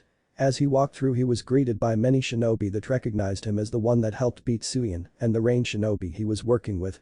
Naruto had to go deep into the forest to find a suitable training ground as he wanted a lot of space to create a lot of clones and be secluded enough that he could have some privacy working on a few of his jutsu that he didn't want other people to see. Naruto had decided that he wanted to keep his use of the Hiraishin and the wind-style Rasengan as secret as possible. As Naruto was getting close to giving up and just using one of the smaller training fields and just do some sparring with some shadow clones, he spotted another clearing through the trees. At first glance, it seemed that the clearing was empty, but Naruto noticed a girl about his age sitting on a boulder near the base of a waterfall that was on the edge of the clearing. Naruto was about to turn around and go back to a small empty clearing he had passed through earlier, but then the appearance of the girl caught his eye.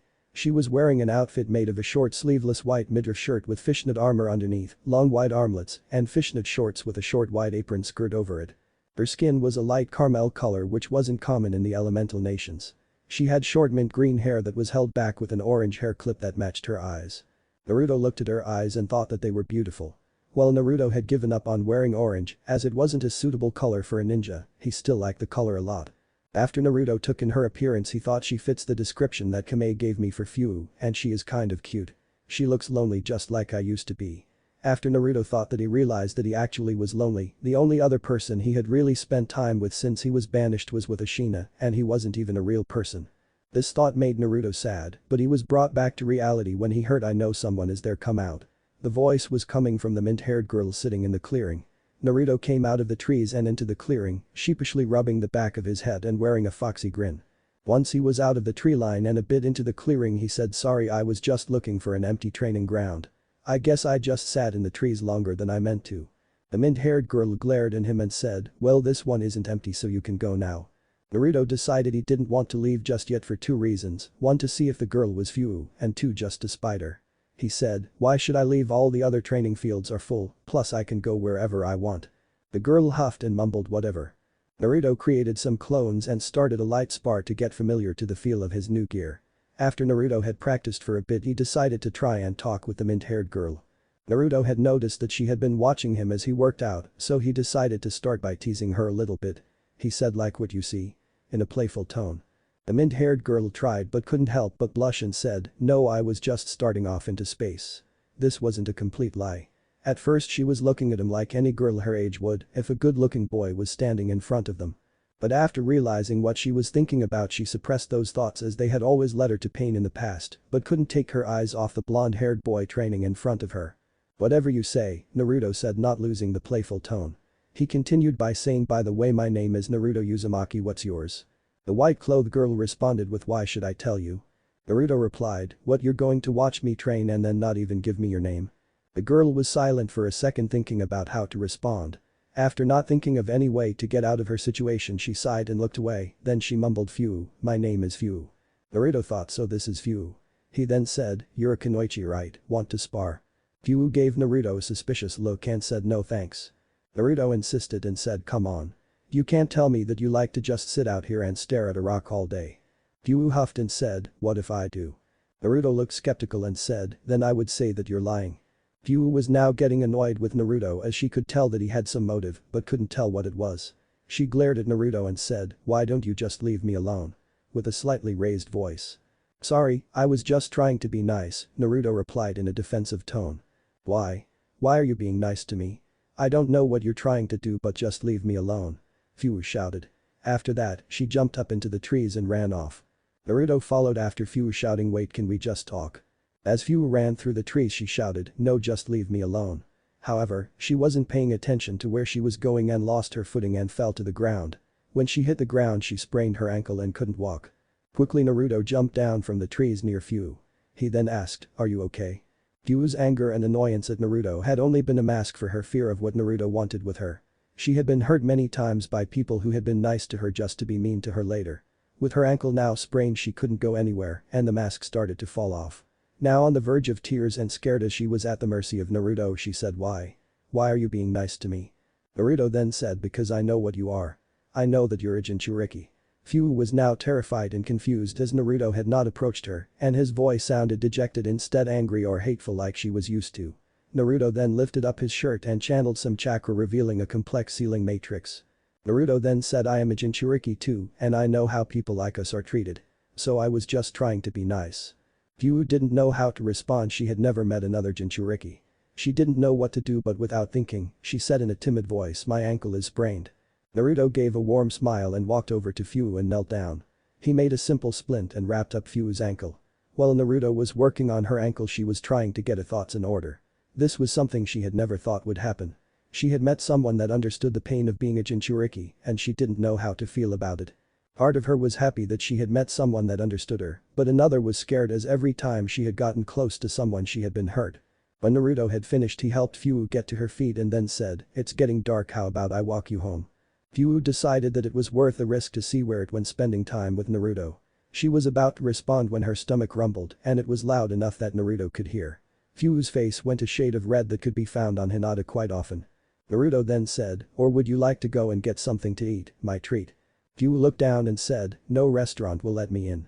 Naruto continued smiling and said, "Then I'll just go get some takeout for the both of us and we can eat somewhere else." Naruto then created a clone to go and get them some food while they walked to Fuu's house. Fuu's house wasn't much of a house, it was more of a shack, but it had electricity, water, and kept the elements out enough that she was fine. It had 2 rooms, a small bathroom, and then everything else was in a larger room. Naruto's clone got to there soon after the original, and Fu did as it wasn't slowed by Fuu's sprained ankle. As they ate they talked. The conversation was mostly driven by Naruto with Fu mostly answering his questions. After they had finished eating it was time for Naruto to go. Before he left Fu asked, "How long are you going to stay in the waterfall?" She was hoping that he would stay for a long time as she did enjoy the time they spent together despite the rough start. Naruto replied, "I'll be here for a week, but then I'll have to move on." Fu sadly replied, "Oh." Naruto, seeing that Fu was a bit sad that he couldn't stay that long, said, "If you want we can hang out tomorrow." Fu gave a genuine smile, something she hadn't done in a long time, and said, "I would like that." Hokage's office. A week later Tsunade came into her office. She was greeted by 2 things she was not expecting. 2 messages, one from the Fuma Clan and the other from the hidden waterfall. The message from the waterfall was not very interesting, just explaining why they were delivering a message from the Fuma Clan.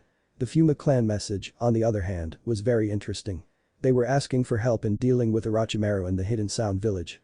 "I should pass this on to Anbu since Jiraiya isn't here." After thinking for a few minutes about how she should deal with it, she heard a knock from the window. "Thinking about me?" Jiraiya said in a playful tone while sitting on the windowsill. "As a matter of fact, yes, I was." After saying that, Tsunade handed the scroll from the Fuma Clan to Jiraiya, who quickly read it, looked back at Tsunade and said, "This is an interesting development I will look into, but first there is something I need to do." "What do you need to do?" Tsunade asked. "I was remembering that Minato built a tracking seal into Kushina's seal and I was wondering if he did the same to Naruto.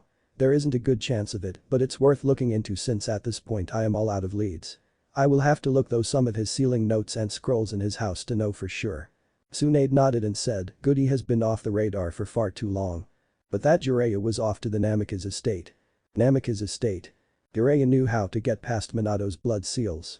Minato knew this and trusted Jiraiya only to do it in an emergency. After Jiraiya got in, he headed for the library as that was where he also kept many of his notes. When Jiraiya got to the library his eyes widened. There wasn't a single scroll, book, or piece of paper in the library. Jiraiya ran up to Minato's old office and found it almost as barren. There were only a few pieces of paper with unimportant things written on them. Jiraiya looked through the house, finding that almost everything that could be valuable to a ninja was gone. The equipment room was as barren as the library, but nothing had been taken from Kushina's jewelry box. It must have been Naruto. He must have somehow learned that Minato and Kushina were his parents and came here the night he left. I wonder if he took the Hiraishin scroll. Jiraiya thought as he looked through the house. Jiraiya went and opened Minato's secret hiding place for the Hiraishin scroll and found it empty. He realized that there was not much he could do, so he went back to Tsunade's office. Hokage's office. Jiraiya came in through the window. Tsunade noticed him and said, "Any luck?" Jiraiya shook his head and said, "The whole place was cleaned out. There was almost nothing left." Tsunade spun around in her chair and shouted, "What?" Jiraiya continued, "Almost anything of value to a ninja was gone, but things like jewelry were still there. Based on this I suspect that Naruto somehow learned of his parents and took everything the night he left. He probably left in the night to avoid any questions." Tsunade was deep in thought and said, "Do you know if he took the Hiraishin scroll?" Jiraiya nodded and said, "Yes, it was gone." "I'll have to hide this from the council somehow," Tsunade stated. "Well, I don't think that he did anything wrong, so you shouldn't have to tell them. Since it's his inheritance it was his to take, so he didn't steal anything, he only took his own property. And you can take any property that's yours with you when you are banished, so we don't have to make a big deal out of this," Jiraiya stated. "Yes, you are right, but if they ever find out there is going to be a huge mess. If he masters it and starts using it, that could be a big problem. Many will want him dead as they could see him as a threat to the village," Tsunade said. Jiraiya replied, "Well, I am glad that I am not Hokage, because that is a shitstorm I don't want to be near. Anyway, I am going to go investigate this Fuma Clan thing. Then I am going to go to the land of whirlpools. It is possible that Naruto went there to go off the grid as it was the place his mom grew up. Very few people would think to go there and very few people know how to get there." Tsunade nodded and Jiraiya continued, "The Akatsuki are going to start to make their move in about a year. I am going to go to all the villages that have Jinchuriki and warn them. Tsunade nodded and said good luck. Waterfall Council Room. The council of the village hidden in the waterfall had been having meetings all week. The meetings were to discuss what to do about the Akatsuki. Shibuki was not happy but also unsurprised with where the meetings had gone. Most of the councillors never liked Fu or for that matter any of the other Jinchuriki that came before her. At first, the Waterfall was very happy that they were the only minor village with a Jinchuriki, but quickly they discovered that Jinchuriki weren't worth much and they needed hard and extensive training from an early age. Also most of the time the Jinchuriki were more of a hindrance than a help. All the councillors wanted Fu out of the village because she was not worth the risk if a large group of S-class ninja were coming to take her. The differences lied in how to do it, some wanted to hand her over to the Akatsuki. Others thought that would be a bad idea and in the end hurt the village if the Akatsuki ever ended up using the tailed beast, so they wanted to give her to another village in exchange for jutsu or other assets. Some thought it best to just banish her and be done with it. The banish side was the biggest as it would solve the problem the fastest. Shibuki didn't like any of the options and it seemed like the discussions were going nowhere, so he said, "It's getting late and we have just been going in circles all week. Let's not make a decision today and let's end the meeting and think about our options. Tomorrow we will vote on what we will do." Everyone agreed and then got up to leave. Shibuki went to his office and called for one of his men to get Naruto and bring him to his office. He started to think it seems likely that Fu will be banished. I don't like it, but that is the likely outcome. I'll see if Naruto can take her, maybe he could keep her safe or at least find somewhere for her to be safe. Elsewhere in the waterfall. Naruto and Fu were sitting in the clearing where they had first met earlier that week. They had just finished sparring and Naruto was resting under a tree. Fu sat down next to him and said, "Got you this time." During their spar Fu had beaten Naruto with her use of bugs. Naruto had not come up with a counter to her bugs, but since it took a while for Fu to get her bugs in place, it gave Naruto a quick chance at the beginning of the match to beat her. This meant that Fu mostly won long matches, but Naruto won the quick ones. Naruto smirked and said, "Whatever, I got you the time before." Fu pouted and said whatever. Naruto chuckled and thought about everything that he had done with Fu and all that he had learned about her over the last week. Naruto learned a lot about Fu, both her personality and her skills as a ninja. While Fu didn't talk much at first, it changed once she started to trust Naruto. After Fu decided to trust Naruto, her real personality came out. She liked to talk and could even be considered loud. Fu's real personality reminded Naruto of himself before his banishment and training in the vault, but it wasn't as extreme as he used to be. Hanging out with Fu had brought some of Naruto's old personality that had been pushed aside after he was banished. They had swapped some stories of pranks that they had both pulled. Fu mostly pulled pranks to get back at stores that had kicked her out or had been extremely cheap with her. A few days into Naruto's stay, a laundromat had lost Fu's clothes, so Naruto proposed that they teach the owner that messing with Fu was a bad idea. That night Naruto and Fu broke in and added a dye to all the detergent so any clothes washed with it turned bright pink. They had also discovered that Fu's clothes were in a trash can in the back. The next day they could hear the commotion that they had caused all the way out in the clearing they spent most of their time in. Naruto had also taught Fu a jutsu that would clean her clothes so she wouldn't need to depend on the laundromat to have clean clothes. They had sparred against each other several times over that week. During their spars, Naruto learned that she, like all Jinchuriki, had a lot of chakra. She mostly used bugs and water jutsu for fighting. She hadn't used her tenet's power as she couldn't use it whenever she wanted, but she, like him, had used before but didn't have any control when using it and couldn't draw on it whenever she wanted. During the week that they had spent together, they had both been happy and had been having a lot of fun. Naruto was happy, and not just because he got to make a fellow Jinchuriki feel better, as he also made a new friend. Naruto looked up at the sky and saw that it was going to be dark soon, so he said, "It's probably time to head back. Shibuki wanted to see me this evening." Fu nodded. She could tell that Naruto had to leave soon. They both walked back to Fu's house and after a hug goodbye, they split up. Fu entered her house and laid on her bed. She wanted to cry as her first friend was likely going to leave and be gone for a long time. Naruto was walking to Shibuki's office. He was sad that he was likely going to have to leave soon.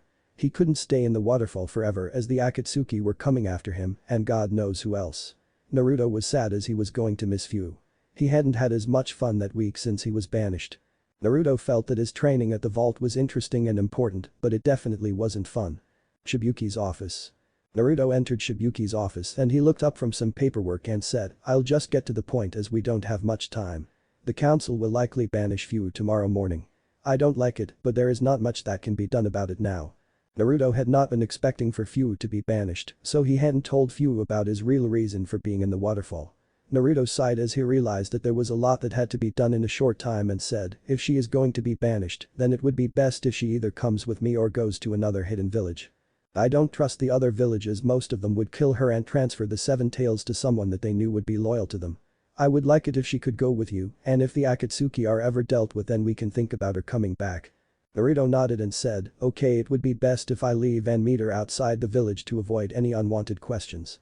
Shibuki nodded and said yes, there is an old outpost that is not too far away, I'll make sure that she goes there. Also, I would like you to give her these. Shibuki pulled out 2 scrolls. Naruto took the scrolls and asked, what are in these? Shibuki answered, one is a letter from me saying sorry I couldn't help as much as I would have liked. The other is her inheritance from her mom, which is a note and some other stuff. It was supposed to be given to her when she turned 18, but at this point, this is the best I can do. If it were up to the council she wouldn't even get it, but what they don't know won't hurt them. Naruto nodded and said, then I'll be off to the outpost now. Naruto quickly left and went to the shinobi store that he had gone to earlier that week and quickly bought a second traveling cloak and mask for Fu, as it would be best for them to travel undetected. Naruto then went to his hotel room, gathered his stuff and quickly left the Waterfall. Waterfall Council Room. The next day, the council meeting had just started and Shibuki said, unless anyone has anything more to say then we should vote on what to do with Fu. Nobody said anything so Shibuki started the vote. Like he thought 7 of the 10 members voted to have Fu banished. This was enough of a majority to have Fu banished. If that is all then Fu is hereby officially banished and she must leave within 3 hours of being informed. I am going to go to my office and start the process of banishment. Shibuki's office. Shibuki sat down and sighed. He didn't like what had happened. He knew how badly Fu was treated and didn't think it was fair. Shibuki called out for one of his men to bring Fu to his office. About 15 minutes later a nervous Fu came into the office and sat down. Shibuki said, the council of this village has come to the decision that you are to be banished. This scroll contains your banishment orders. Shibuki handed the scroll to a shocked Fu and continued to speak. You will have to leave the village within 3 hours. You are dismissed. Fu, still in shock, somehow managed to get her feet under her and leave Fu's house. Once Fu got in she opened the scroll and started to read. There wasn't much, it basically told her to get out and never come back. When she got to the end there was something she didn't expect. A friend is waiting for you at the outpost on the hill 3 miles south of the village. It was written at the end of the scroll with a different lettering than the rest of the scroll. Most of the writing in the scroll was done with very proper calligraphy, but the message at the end were written quickly and without care for how it looked. Fu quickly packed her things. There wasn't much beyond some survival gear, clothes, and a large red cylinder that she kept bugs in. The cylinder also had a compartment for scrolls, which is where she put all her stuff. The type of bug that she kept was a type of beetle that ate chakra and was similar to the Aburam clan's Kakechu, but a bit more powerful. Only the Jinchuriki of the 7 tails is able to control them. They were also beefed up a bit from living off the 7 tails chakra for many generations. Outside the village. Fu knew about the outpost that Shibuki was talking about. She had been there before as a stop-off point for missions in the past, as well as a place she could escape from the village when she was younger. Naruto was waiting outside the outpost for Fu. When Fu saw Naruto she ran up to him. When she got to him she hugged Naruto tightly and started to cry. Naruto hugged her back and said, what's wrong? Worried that something had happened to her. Fu continued to cry and managed to say thank you. It's just so crazy, I thought I would never see you again and then I got banished. Then I see you again and I don't know what to do. Naruto smiled and said, no problem, I couldn't just let you get kicked out and have nowhere to go. For now, how about you come with me? Fu clung to Naruto tighter and continued sobbing into Naruto's chest. Naruto continued to hug her, trying to help her though all the emotions he was going through. After a while, she calmed down. Fu pulled away and whipped the tires from her eyes. She nodded, said sorry. Noticing the wet spot on Naruto's shirt where her tires had landed. Naruto smiled and said, don't worry, I know it can be a big shock to be banished. Fu then asked, where are we going to go? Her voice was still a bit strained after crying. Naruto answered, I have a friend I want to go and see. He is in the hidden sand village. It's going to be a long journey as we have to take the long way around through the land of earth. The first place is going to be a village in the land of grass. We should be able to get there before nightfall if we move at a good pace. Fu got out of the hug not because she wanted to, but she knew they had to get moving. We should start moving, Fu said. Naruto nodded and pulled out a black traveler's cloak and said, you should wear this. Fu grabbed it and put it on. While tree-hopping, Fu asked, is there anything special about this village? Naruto said no, but it's the best place to stock up for the trip. We have to take the long way around as I can't go through the land of fire and we shouldn't go through the land of rain. So we have to take the long way around through the land of earth and the land of mountains. Yu nodded and asked, why should we avoid the rain? It would take a while to get through the border, but it still is faster than going through the mountains. The leader of the Akatsuki operates out of the rain, Naruto replied. Yu nodded as she understood, in her banishment orders it had said why she was being banished. Yu asked, who is this friend we are meeting? Naruto replied, his name is Gaara and he is the Jinchuriki of the One Tails. Unknown location. In a dark cave holograms of figures started to appear. Once 9 had appeared, the leader said, I want to report on the locations of all the tailed beasts, especially the 4 that have not been found. Dadara, is there an update on the One Tails? Dadara responded, yes, he has been made Kazukiage, which means that he will be in the village more, but this shouldn't be an issue as my man Sasori has a spy in the village that is in charge of the village's defenses. Slipping past them should be easy. The leader nodded. Sasori, is there an update on the 2 tails?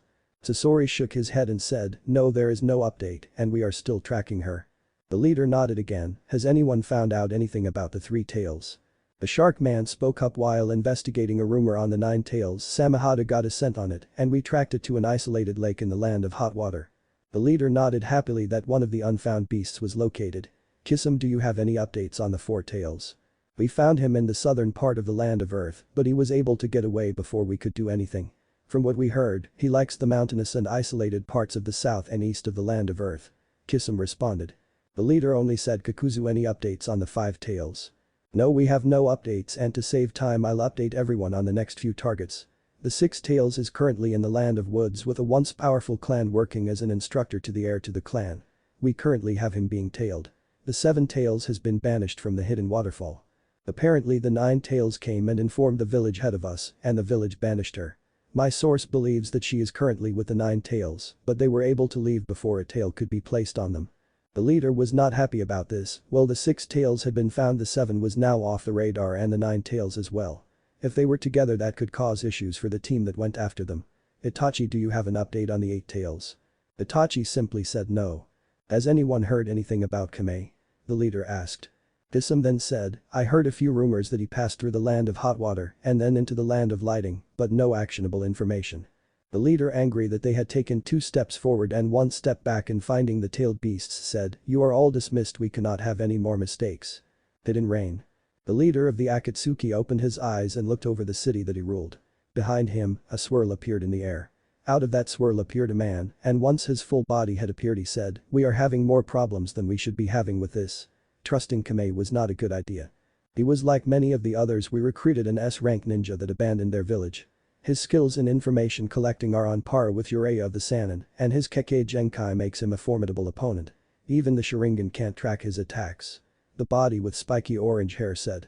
That may be true, but now he is running around with our secrets. He is at least keeping his head down, but I doubt he is going to do that forever. If he is left alive for too long, he could stop our plan for peace. The man said. The body with orange spiky hair looked back at the man who had appeared out of nowhere. The man was wearing a basic black jumpsuit that was lightly armored. He was wearing an orange swirl mask with 1 eye hole. The body then said, what should we do about him? It may come to the point where you need to intervene and fight him. For now, the zombie brothers have located their targets, so send them to hunt him down.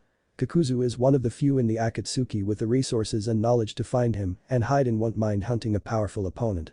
The orange masked man said. I'll tell them their new assignment. The body said, looking back over the rain. The masked man turned back into a swirl and disappeared. Land of rice paddies. Jiraiya had just met with the Fuma Clan and was currently writing a message to Tsunade. The message was telling her about the situation and that she should send help. However, one thing was still bothering him, and that was that he had overheard a few girls talking about a boy they had seen recently. He didn't make out everything, but he knew that they thought the boy was cute, had spiky blonde hair, and that he had saved one of the girls in the group. But the detail that really had him thinking was that he heard one say Menma Uzumaki. It must have been Naruto who came here, and he must have headed to the waterfall to forward the Fuma clan's letter to the Leaf. He must have gone to the whirlpool because if he thought that Menma was a good alias, he must have been far off the grid, and that's why I haven't been able to find him. Well, at least he got a bit better. It was only dumb luck I found out about him, and he used a third party to move the message and keep his hands clean of anything that happened. So should I investigate the waterfall or the whirlpool? Jiraiya thought on it for a minute. I should check out the waterfall first. If I am quick he still might be there. If I don't get any leads I can always go to the whirlpool. He finished the message and summoned a messenger toad. The toad took it and was off to give it to Tsunade. Then the Toad Sage got up and headed in the direction of the waterfall. I should be able to get there by noon tomorrow. Jiraiya said to himself. Land of Earth. 2 days after leaving the waterfall, Naruto and Fu made it into the Land of Earth. They had stopped at the first town they had come across and bought some maps of the Land of Earth. They had just found a clearing. Naruto pulled his hood down and his mask off. He didn't particularly like to wear them, but people who looked like him, more specifically his dad, commonly would find more trouble in the Land of Earth. They sat down and pulled out the maps they had gotten earlier that day. They started to plan out how they were going to cross the Land of Earth. They chose a path that was along the southern border of the country and then go through the center of the Land of Mountains. This would put them far away from civilization, so there was less chance of Naruto getting recognized. Hopefully, they would not run into any ninja on that route to avoid any commotion. After they had finished planning, Fu fell back into the grass and let out an exacerbated sigh. Naruto looked down at her and playfully said, "What, are you tired already?" Fu pouted and looked away and said, "No, it's just going to be a long and annoying journey, and just because you can't show your face in this country. Well, think about it this way. You are going to be the only girl in the Land of Earth to see my beautiful face," Naruto said jokingly while flashing a foxy grin. Fu looked away to hide her blush and said whatever. Hidden Waterfall Village. Jiraiya was getting close to the hidden waterfall when 4 ninja from the village appeared. He had not been trying to hide, in fact he wanted to be found. Since he was going to be on a diplomatic mission, he felt that sneaking around was not for the best. The leader said, "State your business for being here." Jiraiya replied, "I am here on a diplomatic mission from the Leaf. I am here to see Lord Shibuki." The leader said, "Of course Lord Jiraiya, we will lead you to the village now." They quickly got to the village. Once they entered, the 4 waterfall ninja went back to their patrol and left Jiraiya to get to Shibuki himself. Once Jiraiya was on his own, he summoned a dozen toads and said, "I need you guys to look around the village and try and find Naruto or any information on where he is. I'll summon you again tonight. If you find him, trail him and stay out of sight." The toads nodded and went off on their assignment. Jiraiya then went to the center island. He didn't have to wait long for Shibuki to call him into his office. "So what does the Leaf want?" Shibuki said in a flat tone. Jiraiya internally sighed. He knew that the waterfall was one of the villages that were not happy with what happened to Naruto. The waterfall didn't do anything as couldn't afford to cause an international incident over Naruto's banishment, but they had been a bit less cooperative in the past year. "I came here to talk to you about the Akatsuki," Jiraiya said. Shibuki sighed replied, "We have already heard about the Akatsuki. The council came to the decision to have our Jinchuriki banished. She left several days ago. I don't know where she went." Jiraiya's eyes widened and he shouted, "You as good as handed her over to the Akatsuki. Do you have any idea what kind of problems that could cause?" Shibuki glared and Jiraiya, "The matter was out of my hands. Anyway, I sent her to a friend that can keep her safe. As to who, I can't tell you. I promised him I would tell no one." Jiraiya sighed, "Well, if she is being looked after, then that's about as much as I can ask for. Unless there is anything else, I need to send a report back to the Hokage." Shibuki shook his head and said, "That is all." Jiraiya left his office and went and got a hotel room. Later that night, Jiraiya summoned his toads he had sent scouting earlier. Once they appeared, he said, "Did you guys find anything?" One said, "Naruto was definitely here, but he left a few days ago." Another said, "I heard a group of girls talking. They didn't seem too happy because Naruto was spending a lot of time with a different girl named Fu. The group didn't seem to like Fu." None of the others had seen or heard anything different. Fu is this village's Jinchuriki, so Naruto must be this friend that Shibuki was talking about. He and Fu must be traveling together. They are the same age. Jiraiya started to giggle as perverted thoughts started to enter his mind. After he got over those thoughts, he went back to thinking about finding Naruto. Well, either way, I don't know where they are going after leaving here. They must be stuck on one side of the continent. They could go west to the Land of Wind, as Gaara would protect them now that he is Kazekage. He could have also gone east back to the whirlpool. The toads, not getting any orders, decided to leave as Jiraiya continued to think. Well, there are 2 options, east or west. Since I still have to meet with the other villages that have Jinchuriki, I'll go east to the Cloud and Mist to warn them. I'll check the whirlpool on the way to the Mist. That would be the most off the radar place. After the Mist, I'll go to the Cloud." Jiraiya continued to plan out his trip to find Naruto and warn the rest of the villages about the Akatsuki. After he completed his plan, he sent a message to Tsunade about what he was going to do and what he had found. Hokage's office. Tsunade was doing some paperwork when a toad hopped in through the window. Tsunade recognized it as one of Jiraiya's messenger toads. It held out a scroll and Tsunade took it. She then reached into her desk and pulled out a piece of candy and gave it to the toad, who said thanks before disappearing in a puff of smoke.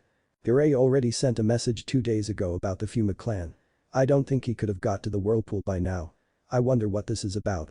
With that thought Tsunade opened the scroll and started to read. While investigating the Fuma clan I heard a rumor of a boy with spiky blonde hair, possibly named Menma Uzumaki, saving one of their members. Based on that I think this Menma kid is Naruto. Yeah, I would have face-palmed if I wasn't in the middle of their compound.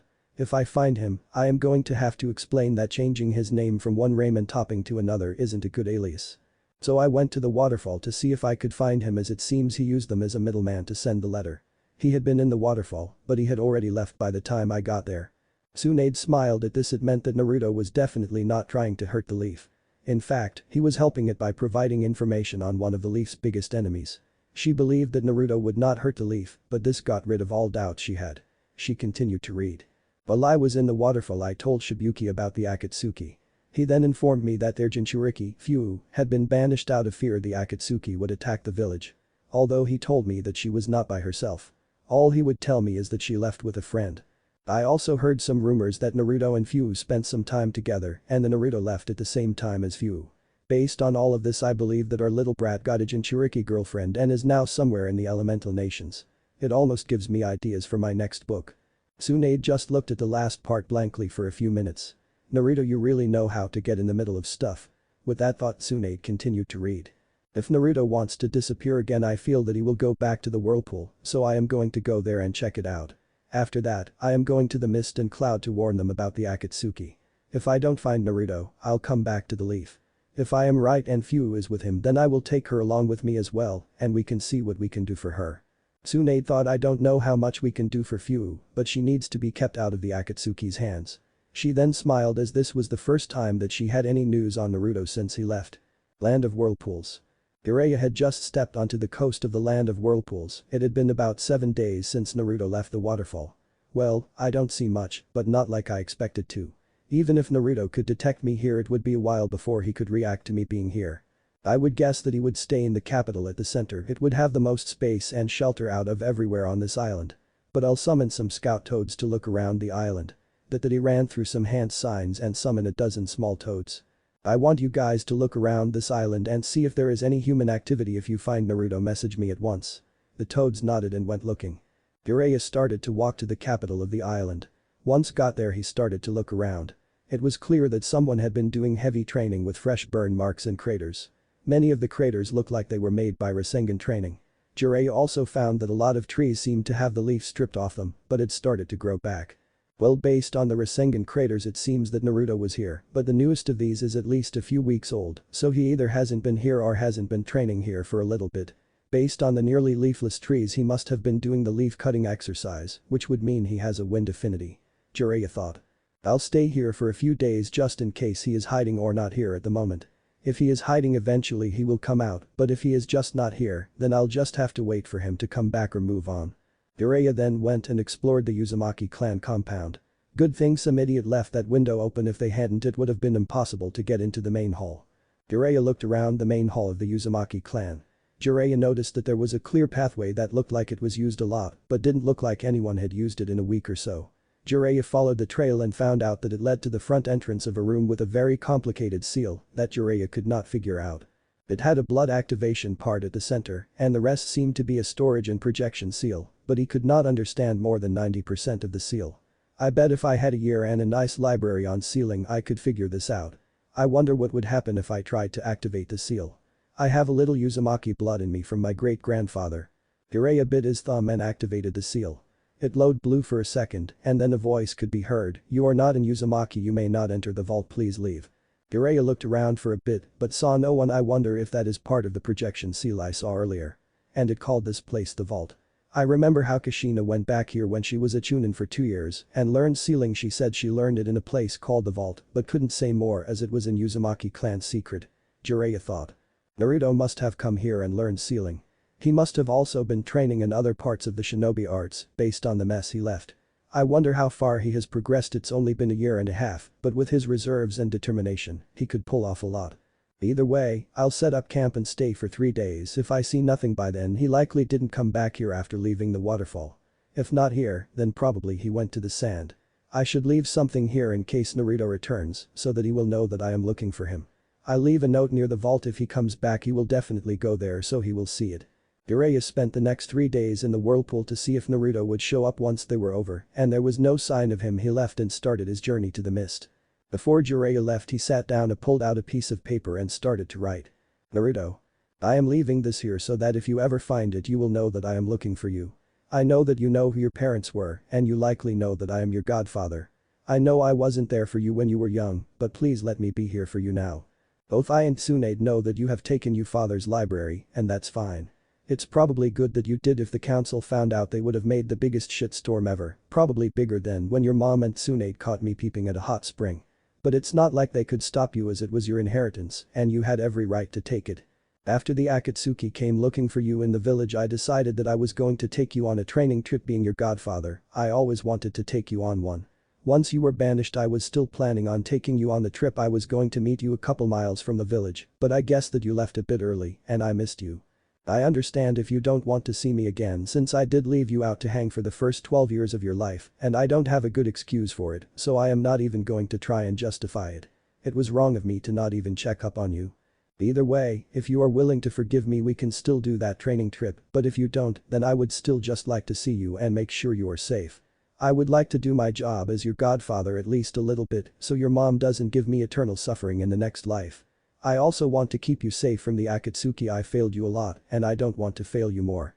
The seal on this page will let you contact me. If you activate it, I will know that you want to see me and I will be able to find you. Jiraiya. P.S. Tsunade misses you too and wants to see you again. After Jiraiya finished writing the letter, he went back into the Uzumaki compound and stuck it onto the door that led to the vault. Land of Earth. It had been about a week since Naruto and Fuma had left the waterfall. They had made good progress, but it was slow because of the terrain. They hadn't seen any sign any other person, but they expected that based on the route they were taking. This seems like a good place to set up camp for the night, Naruto said. Fuma simply nodded. She was too tired to say anything. Well, she was an experienced shinobi. She had never traveled over rough terrain for a week straight. Naruto was doing better, but not by much. He was also exhausted. On the trip, he learned there was a difference between training hard all the time and traveling hard constantly. After they had set down their gear and started to set up camp, both tensed and turned quickly when they heard, "Hey, you like to share a campfire with another traveler?" The voice came from a short, older-looking man with red hair tied back in a ponytail that also came down on his face to form a goatee. He wore a purple shirt and matching pants with brown armor on his chest and sides. He wore a crown-shaped headpiece with a hidden stone symbol in the middle over his forehead. He then started to walk forward and said, "By the way, my name is Rashi." Naruto looked at him for a minute and studying him to see if he meant them any harm. Once satisfied that he was not an immediate threat, he replied, "Sure." Naruto pulled his mask down to reveal his face, but left his hood up to hide his hair. Fuma was still tense about letting a stranger into their camp, but didn't say anything. "I'll have to keep an eye on him. He definitely wants something besides to sharing a camp spot for the night. Anyone in this area is here to make sure that they are not found." All three pulled out storage scrolls that held various things for setting up a camp. Naruto quickly went and gathered enough firewood for a fire. He set up a fire and pulled out a fire starter when Rashi said, "Don't worry, I got it." Rashi then bent over and placed his hand over the firewood, and a second later it was ablaze. He must have used fire chakra to start the fire. Naruto thought to himself. Rashi then pulled out a large pot and said, "If you would like, I could cook us all a stew for dinner." Fuma was very apprehensive about letting a complete stranger cook for them, but Naruto was less hesitant and said, "Thanks, that would be nice." While Rashi went to go fill the pot in a nearby stream, Fuma leaned over to Naruto and said, "Are you sure we can trust him? He is a complete stranger." Naruto replied, "He is a complete stranger, but there seems to be something familiar about him, and I can't sense any killing intent off him, so I don't think he is here to hurt us. I can tell he wants something from us, but I don't know what it is. Let's just make camp with him and figure out what it is." Fuma was not happy about it, but if Naruto was willing to risk trusting him, then she would go along for now. Rashi returned and pulled out the neat ingredients and started to make the stew. Soon it was done and Rashi served both Naruto and Fuma a bowl. Once everyone was finished eating, Rashi said, "So what are two Jinchuriki doing out here in the middle of nowhere?" Both Naruto and Fuma tensed and were about to run as far and as fast as they could. However, Rashi spoke before they could move and said, "Don't worry, you are in good company." After saying that, he rolled up his sleeve to reveal a complex seal on his upper arm. Naruto, being versed in seals, realized it was the type of seal that would hold a tailed beast in a person. Fuma was still tense but didn't move. Naruto relaxed a little, but he kept his guard up. He said, "So you are also a Jinchuriki?" "Yes, I am the Jinchuriki of the Four Tails, but he likes to go by his full name, Son Goku." From what he tells me you are the Jinchuriki of the 9 and your girlfriend is the Jinchuriki of the 7. Rashi responded. Both Naruto and Fu blushed looking away at Rashi, saying that they were a couple and because they looked away they didn't notice the other mirroring their actions. Rashi smiled to himself at how they acted when he brought up them being a couple, but neither openly denied it. Naruto regained his composure first and said, "Wait, so your tailed beast told you about us?" Yes, tailed beasts have a way of detecting each other over long distances and when close they can telepathically communicate. Me and Son have been together for over 50 years, while I would not say we are friends, he will tell me things from time to time and answer most of my questions. Also when he senses that there is a Jinchuriki near he tells me. Rashi responded. But anyway, you didn't answer my question of what you two are doing here. Rashi asked a second time. Naruto responded, we are using a roundabout way to the land of wind. Both of us were banished from our village and the leader of the Akatsuki operates out of the rain. Akatsuki, who are they? Rashi asked. At this point, both Naruto and Fu had relaxed realizing there was no immediate danger. The Akatsuki are a group of 9S rank missing ninja that are trying to collect all of the tailed beasts. I don't know why, but there is no way it can be good. Rashi thought for a minute and said, I'll have to go tell Inoki about this if they are after Jinchuriki, then Han will be in danger and I don't want to see him get hurt. Han is the other Jinchuriki of the stone? Naruto asked. Rashi nodded and said I'll have to go and find him. Maybe I can talk Inoki into helping. That would be good. I don't want the Akatsuki to get any of the Jinchuriki. Naruto replied. The three continued to talk until they went to bed. The next day all three of them got up early as they all had long journeys. Land of mountains. Naruto and Fu were looking for a place to set up camp. As they were running Naruto looked up at the sky and noticed that there were clouds gathering. This isn't good, this area is prone to flooding when a heavy rainstorm comes. Naruto thought. Naruto looked to Fu who was also looking up at the sky and he said, it looks like it's going to start raining soon. We need to find a cave or at least some high ground so we can stay dry.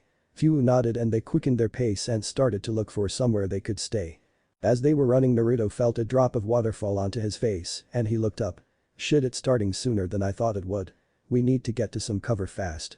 Naruto looked to Fu who had also noticed that it was starting to rain. Both knew that they had to find shelter quickly, so they quickened their pace and were getting desperate to find anything that they could use as cover. Within 10 minutes of the rain starting they were already both completely soaked. Naruto finally spotted a cave that they could take shelter in. The only problem with it was that they would have to cross a few streams that were moving quickly and growing in size. They both realized that waiting would only make things worse, so they started to cross the streams by using chakra-enhanced jumping over the streams. The waters were too unstable and fast for them to try and water walk across. On the last jump, Naruto noticed that the ground was more slippery than the other places where he had jumped. As he was landing on the far side of the stream he looked back to make sure Fu was coming across. A look of horror came across Naruto's face when he saw Fu. Her foot had slipped and she launched only halfway across the river. She had also hit the water head first, disorienting her. Naruto started to run along the stream as fast as he could to not get too far from Fu. Once he was close he went through some hand signs. I hope this works. Naruto said to himself and then he said water style. Water dragon jutsu. The small water dragon came out of the water and hit Fu and pushed her onto the bank of the stream. Naruto quickly ran over to her and checked her for any injuries. There were a few cuts and scrapes, but none that deep. They would be healed in an hour or less. The most worrying thing to Naruto was that she was unconscious, but there was no blood coming from her head. Naruto picked her up bridal style and ran over to the cave. Thankfully it was dry and sloped up a bit so water wouldn't run into it. Naruto laid Fu on the cave floor and took off Fu's traveling cloak and jacket as they were completely soaked. He hesitated when it came to her white two-piece that she normally wore. They were wet, but Naruto was a bit too embarrassed to take them off. He unsealed a towel from a scroll in his backpack and dried Fu off. Once she was dry Naruto pulled out a blank sealing tag, ink, and a brush. He made a seal and then activated it. It was a heat seal, so it started to radiate a lot of heat and warm up the cave. Heat seals could be used as a replacement for a fire when it was too wet for a normal fire or there was no firewood. While the seal did warm up the cave it was still quite cold being open to the outside. Naruto looked at and saw that Fu was shivering lightly. He then leaned over and touched her skin to see if she felt cold. When his fingers reached her skin he felt that it was icy cold. Naruto freaked out for a second before he reminded himself that she had only been pulled out of water 5 minutes ago. Calm down Naruto, you can't expect her to be warm now, but you still need to warm her up. Naruto commanded himself. Naruto started to look through the storage compartment on Fu's bug cylinder to get her sleeping bag out. Naruto cursed under his breath when he saw that the compartment had opened and all of her storage scrolls had fallen out. Well, now what? I need to warm up Fue. The heat seal won't last all night and it will be too cold to sleep without a sleeping bag. Naruto sighed as he saw his only option and it was going to be awkward when they woke up. Naruto pulled out his sleeping bag and put Fue in it. Naruto then dried himself off and got on a dry set of clothes. Naruto then pulled Fue and his sleeping bag over to the wall of the cave. He then climbed into the sleeping bag with Fue so that he was leaning up against the wall of the cave and Fue was leaning into his chest. He also wrapped his arms around her to keep them close. It was a bit tight, but it was better than being cold and wet. Once they were settled, Naruto looked down at Fue and saw that she was nuzzling into his chest. Naruto smiled as he thought Fue looked cute. After all of the activity of the day and not getting much sleep going through the rough mountain terrain, he fell asleep. The next morning, Fue slowly woke up. She didn't remember what happened. Her head hurt and whatever she was laying on was very comfortable. She didn't know what she was laying on, but it was warm and just the right combination of soft and firm.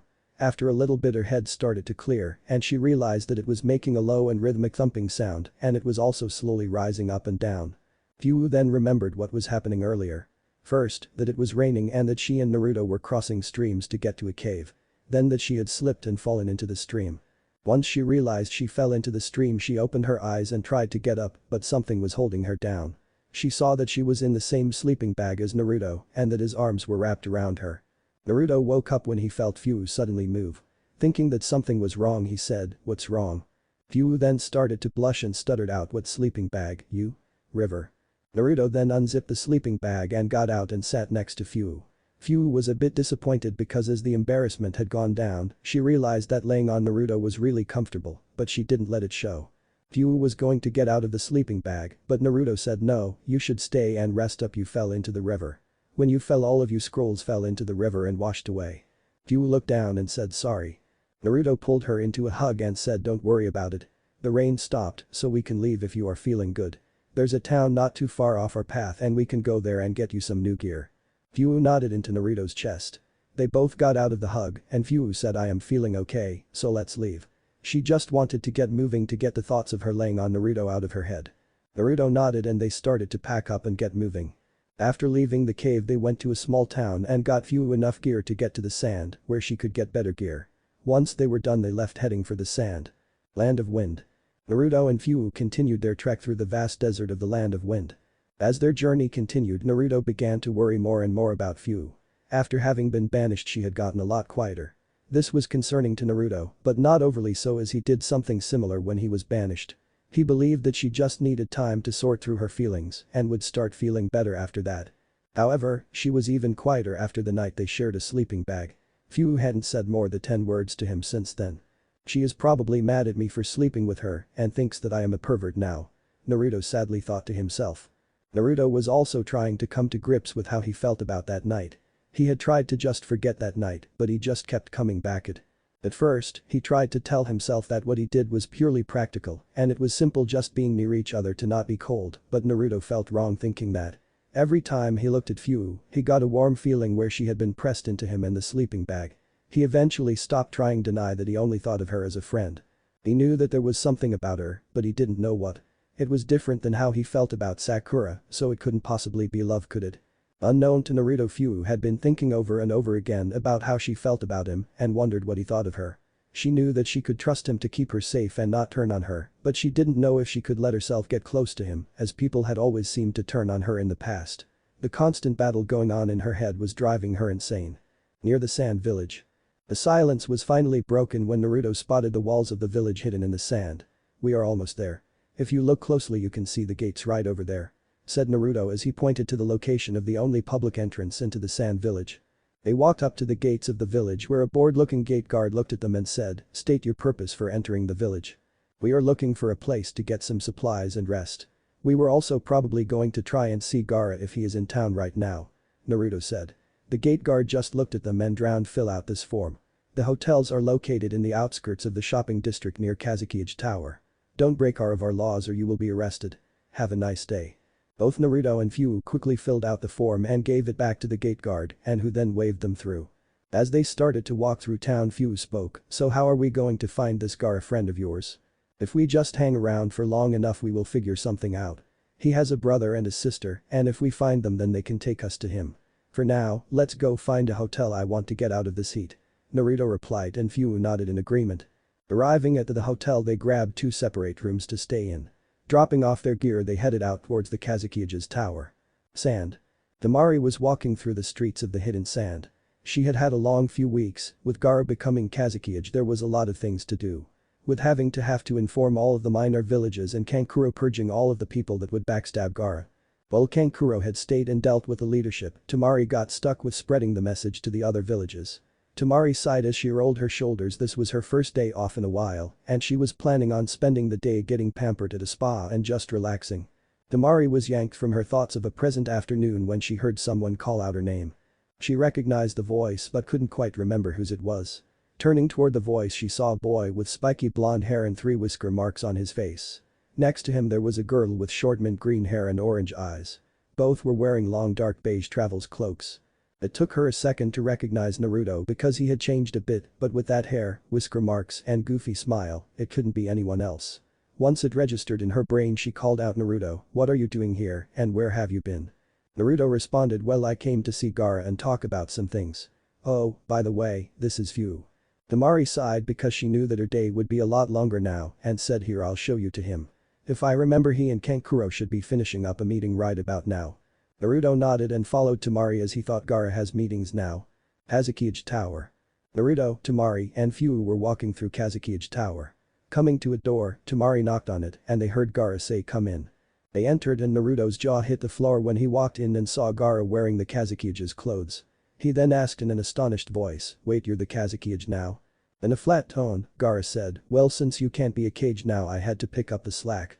Naruto's face then turned from shock to being slightly annoyed, "Since when did you get a sense of humor?" Gaara replied, "A bit after the Chunin exams. By the way, who is this you brought with you?" Naruto then got out of his mock annoyance and said, "Oh, this is Fu. She is the Jinchuriki of the 7 tails. She was banished from the waterfall, so we have been traveling together." Fu was nervous and tensed a bit when Naruto said she was a Jinchuriki. She hadn't expected Naruto to tell them about her tenant.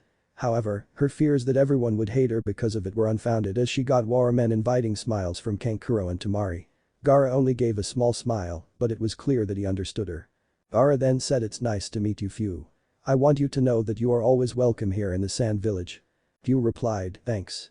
Gaara then said, "Is there anything else important you want to talk about?" Naruto's face went serious and he said, "Yeah, have you heard of a group called the Akatsuki?" Gaara responded, "I believe I have heard of them, but I don't remember anything specific." They are a group of S-rank missing ninja. Their organization's goal is to capture all of the tailed beasts. Naruto stated. Kankuro and Temari got shocked looks on their faces while Gaara sat up in his chair. "So they are coming after us?" "Yeah, we can't let them do that," Naruto said. Gaara nodded and said, "Yes, I will talk to my village's council about this. We can't allow them to succeed. The hidden villages have done enough damage with the tailed beasts, we don't need a bunch of rogue ninja trying to control them." Everyone else nodded in agreement. Gaara then continued, "I would like to stay and chat Naruto, but I have a council meeting soon. How about we catch up and have dinner tonight?" Naruto said, "Yeah, that sounds good."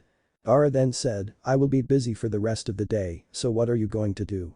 Naruto answered, "Well, I was wondering if I could talk to Kankuro about a blueprint I found." Kankuro shrugged his shoulders and said, "Sure, I'll take a look. We can do it in my workshop." Everyone then looked to Fu, who said, "I don't really know. I hadn't thought about it too much." She was then going to say that she would just tag along with Naruto, but Temari spoke first. "How about you come with me and have a girl's day out?" the older girl said. Before Fu could say anything, Temari grabbed her hand and pulled her out of the office. Kankuro then said while shaking his head, "Temari always complains that there aren't any girls to hang out with in the Sand Village, but anyway, let's go to my workshop."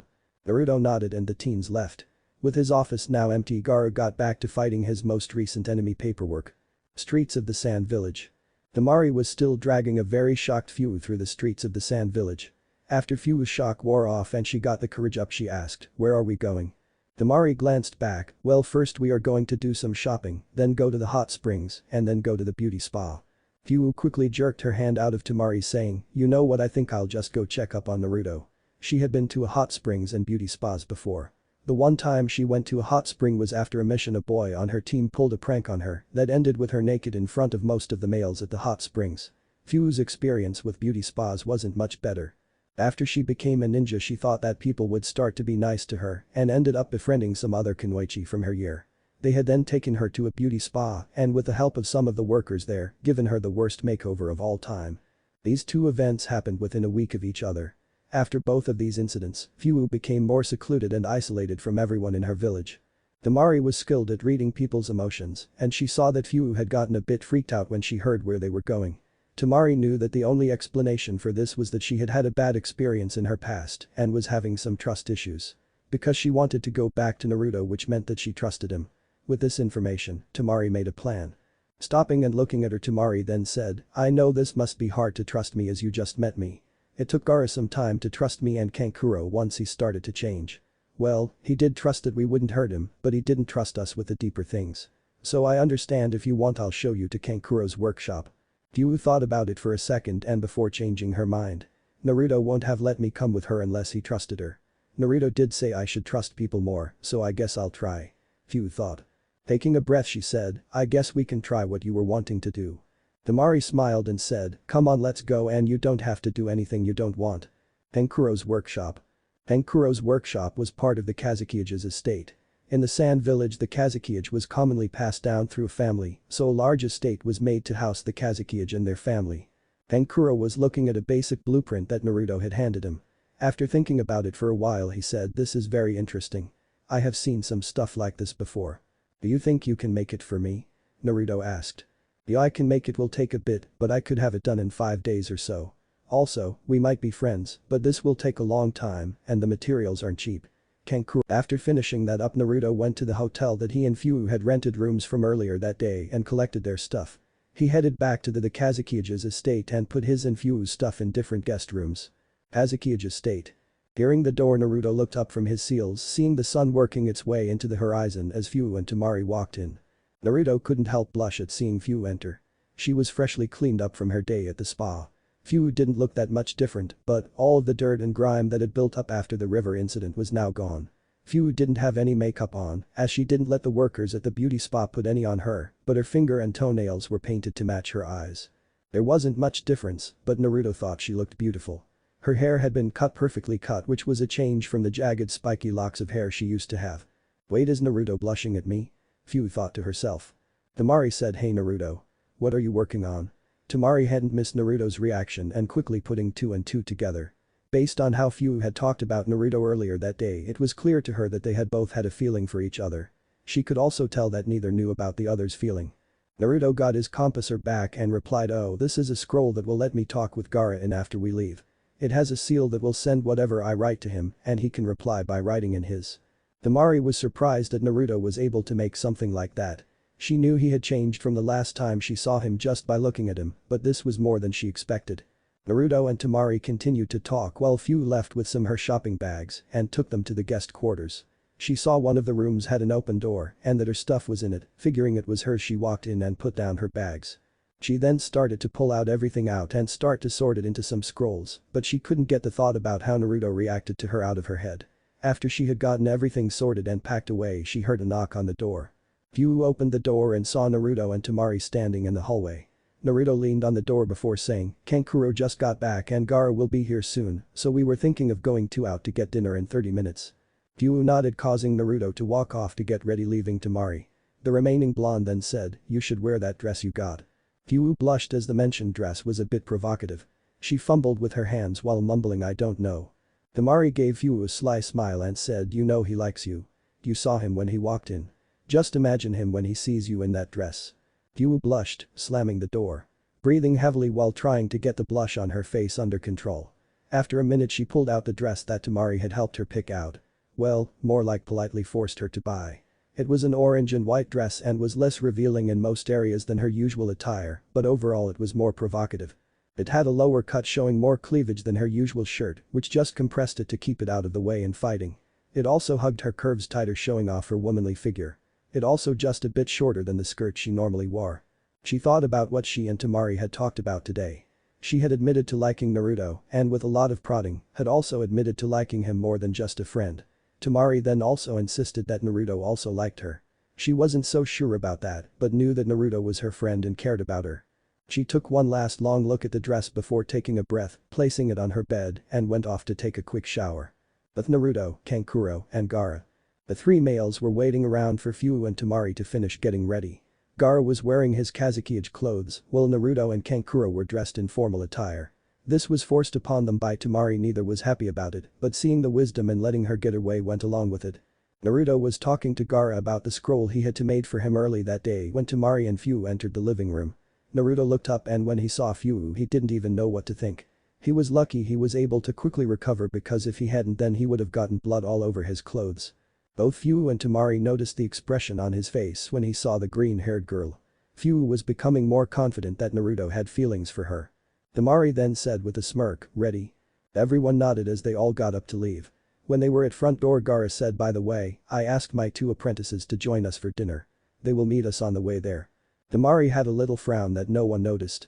Those 2 better not try anything because I don't think Fu could take it. Temari thought. She liked Gaara's apprentices as they helped Gaara learn to be better with people, but they were quite flirty. On the way to the restaurant they heard "Hey Gaara." Everyone turned to see 2 well-dressed girls.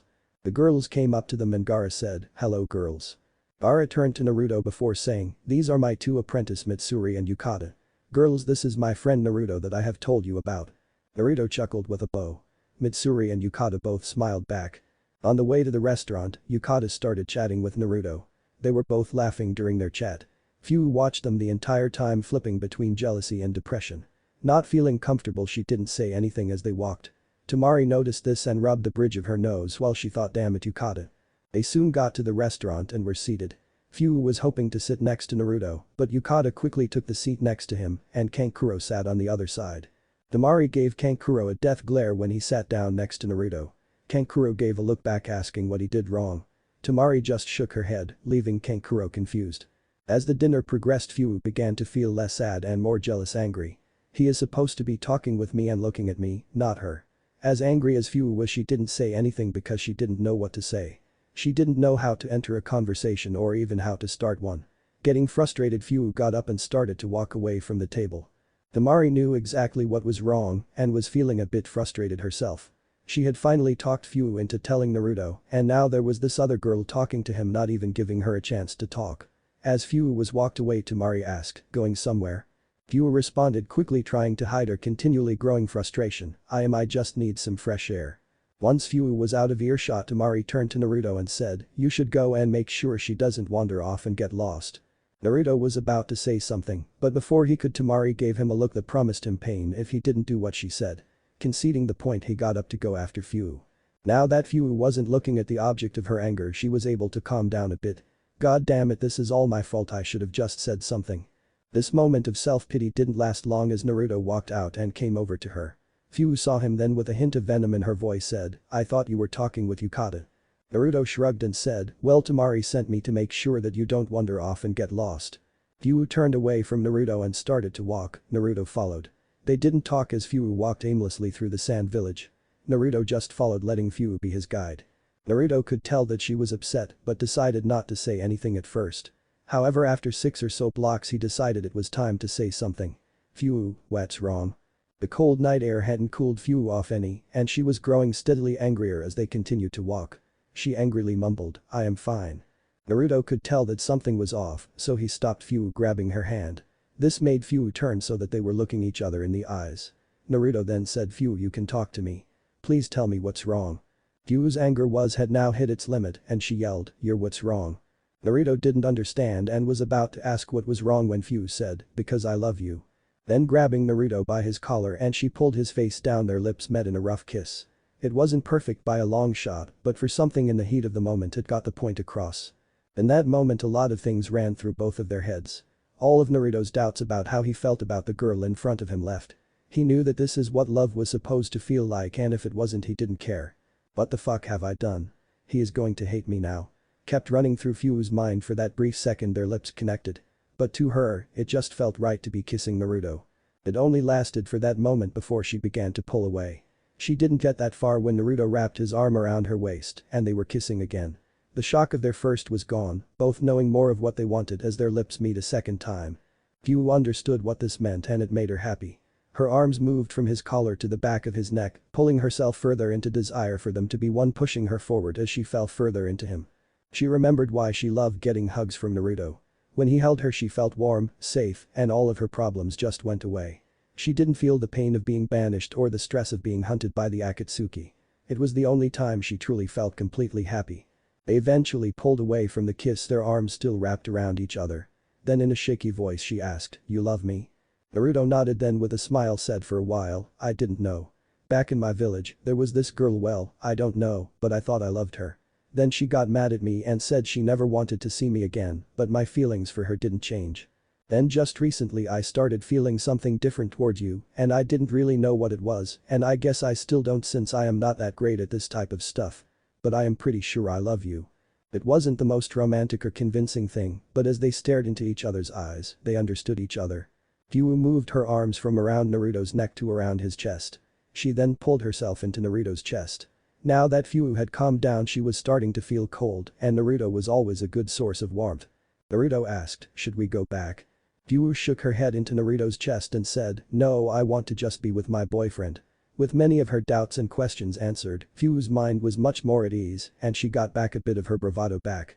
Naruto was slightly shocked by what Fuu said. He quietly said boyfriend. Just barely over a whisper. Fuu nodded into Naruto's chest and mumbled an affirmation. Naruto smiled and said more confidently boyfriend and pulled Fuu in a bit closer. Naruto then asked, "So what do you want to do?" Fuu simply said, "I don't know, but don't let go, you're warm." Looking down, Naruto noticed just how thin Fuu's dress was. While slipping out of the hug and his jacket, he said, "Here, take my jacket." Fuu then pulled the orange jacket tightly around her and leaned into Naruto. Even though she wasn't that cold anymore, she found comfort in just being with Naruto. They enjoyed the comfortable silence and just being with each other. Naruto looked around and seeing that they were in a side alley. He then got an idea and said, "Hold on." Naruto then quickly grabbed onto her while she instinctively latched onto him as he used a body flicker. Fuu let out a little squeak when they started to move. In only a few seconds they were at the top of a tower that was part of the Kazukige's estate. As Naruto looked into the night sky, he began to speak, "Back in my village, I always like to look at the night sky. It's so big that it just made me think that all my problems are so small. It helped me get through some hard times when I was younger." Naruto then sat down and leaned against the railing and looked up at the sky. Fuu sat down next to him and started to look up at the night sky with him. She leaned into him, resting her back on his chest. Naruto wrapped an arm around her waist to pull her close. They spent the next hour just looking up at the stars and enjoying a comfortable silence. Eventually, Fuu's eyes began to close and she fell asleep. Naruto noticed when he felt Fuu's head loll to the side. "It's late, I should just take her to bed." Naruto shifted around and picked her up bridal style. Fuu's hands gently held onto Naruto's shirt, not waking as he picked her up. Naruto carried Fuu to her room and laid her down on the bed. However, when Naruto tried to pull away, Fuu's hands didn't let go. Naruto tried to get out of her grasp without waking her. Naruto then tried to figure out what he should do and only one idea came to him. Naruto carefully got into the bed and laid down. Because of how Fuu had grabbed onto Naruto, her head laid against his shoulder and she lay partly on top of him. Once Naruto was settled, looked down at Fuu and couldn't help but think about how cute she looked snuggled up against him. Naruto then laid his head back to calm his nerves and go to sleep. Eventually, he settled down and fell asleep. That night, when after they both went to sleep, Temari came to check on Fuu. As the door opened slowly with barely a whisper, she saw Naruto and Fuu sleeping. Temari smiled and closed the door, seeing that her plan was successful, even if it didn't go as she expected. The next day, Naruto woke up and tried to move, but realized he couldn't. Finding a weight on his chest, he opened his eyes and saw Fuu laying on him still asleep. Which reminded him of what happened last night, causing a small blush came to his face.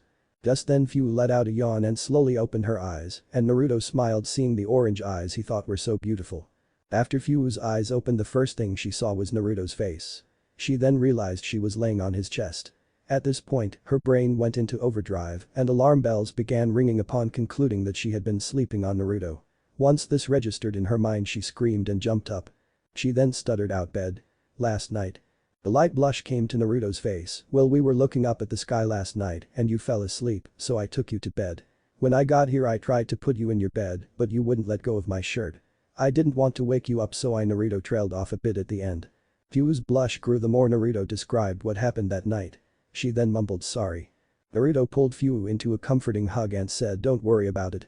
It isn't a problem." Naruto was telling the truth because he didn't mind. In fact, after he had gotten over the awkwardness of sleeping with Fuu, he found it an oddly pleasant experience. They embraced for a few seconds until a low rumble was heard coming from Fuu's stomach. This was when they remembered that they skipped dinner last night. Fuu's face lit up again and she buried her face into Naruto's chest. Naruto smiled then said, do you want to go and get some breakfast? Fuu nodded and mumbled yes please. Into Naruto's chest. They got up while Naruto said, we should probably get into some clean clothes. Fuu numbly nodded in reply. After they changed they went and got some breakfast. Hokage's office. Jiraiya entered Tsunade's office through his traditional window before saying, miss me? Tsunade turned around with a hint of frown and asked, how did it go? Well, the first place I went was Whirlpool and Naruto was defiantly there and he did a lot of training, but it seemed that he hadn't been there for a while. I waited for a few days, but he didn't show up, so I left a note for him if he ever goes back, Jiraiya said. Tsunade sighed sadly because Jiraiya was unable to find Naruto. Moving on to other topics she then asked, how did the meeting go with the Mist and Cloud? Better than expected, the Mist will work with us so long as they get their Jinchuriki back, and the Refuge said maybe, Jiraiya replied. Tsunade was surprised and said, the Refuge actually is considering working with us. He seems to care more about protecting his brother than holding on to some old grudge, Jiraiya said. Tsunade nodded, a slight smirk beginning to show. They had gained some new allies for the fight against the Akatsuki. What about the village hidden in sand? I am going to go, but I have some research I want to do first, Jiraiya said with a perverted grin. Tsunade then gave him a glare that promised pain if he did what she thought he was going to do. Jiraiya then adopted a nervous smile and said, or maybe I'll go to the sand village now. He then jumped out the window before Tsunade could do anything. Tsunade glared at Jiraiya running off for a few minutes before she eventually got back to her paperwork. Village hidden in sand. It had been a week since Naruto and Fuu had arrived into the sand village and a lot had happened in that week. Kankuro had finished the project that Naruto had asked him to complete. Naruto and Fuu had grown closer. Naruto had also told Temari, Kankuro and Gaara about his parents. He also talked to them about the Akatsuki and had given them a copy of the bingo book he got from Kame, but he decided against telling them about Kame. Naruto had also repaired Gaara's seal and gave him the communication scroll he had made. Currently, Naruto, Fuu, Gaara, Temari and Kankuro were at the main gate of the sand village. So Naruto, what are you and Fuu going to do now? Gaara asked. I was given an offer for a place to stay and train till the Akatsuki come out to strike. We'll go there and train. Naruto said. Just to let you know, I am planning on doing some mercenary and bounty hunter work to make money, but I would be sure to not do anything that would hurt the sand village or its allies, Naruto said. Even the leaf? Gaara asked. Naruto scowled a little at the mention of the leaf and said it's best to just ignore them and not interfere with them. Gaara was surprised a little with the venom in Naruto's voice as he had never seen it before, but it did make sense to him after what the leaf did to him. He then said, well then I wish you luck and remember to come and visit. Naruto and Gaara shook hands before Naruto said, I will. With that Naruto and Fuu turned and left the sand village.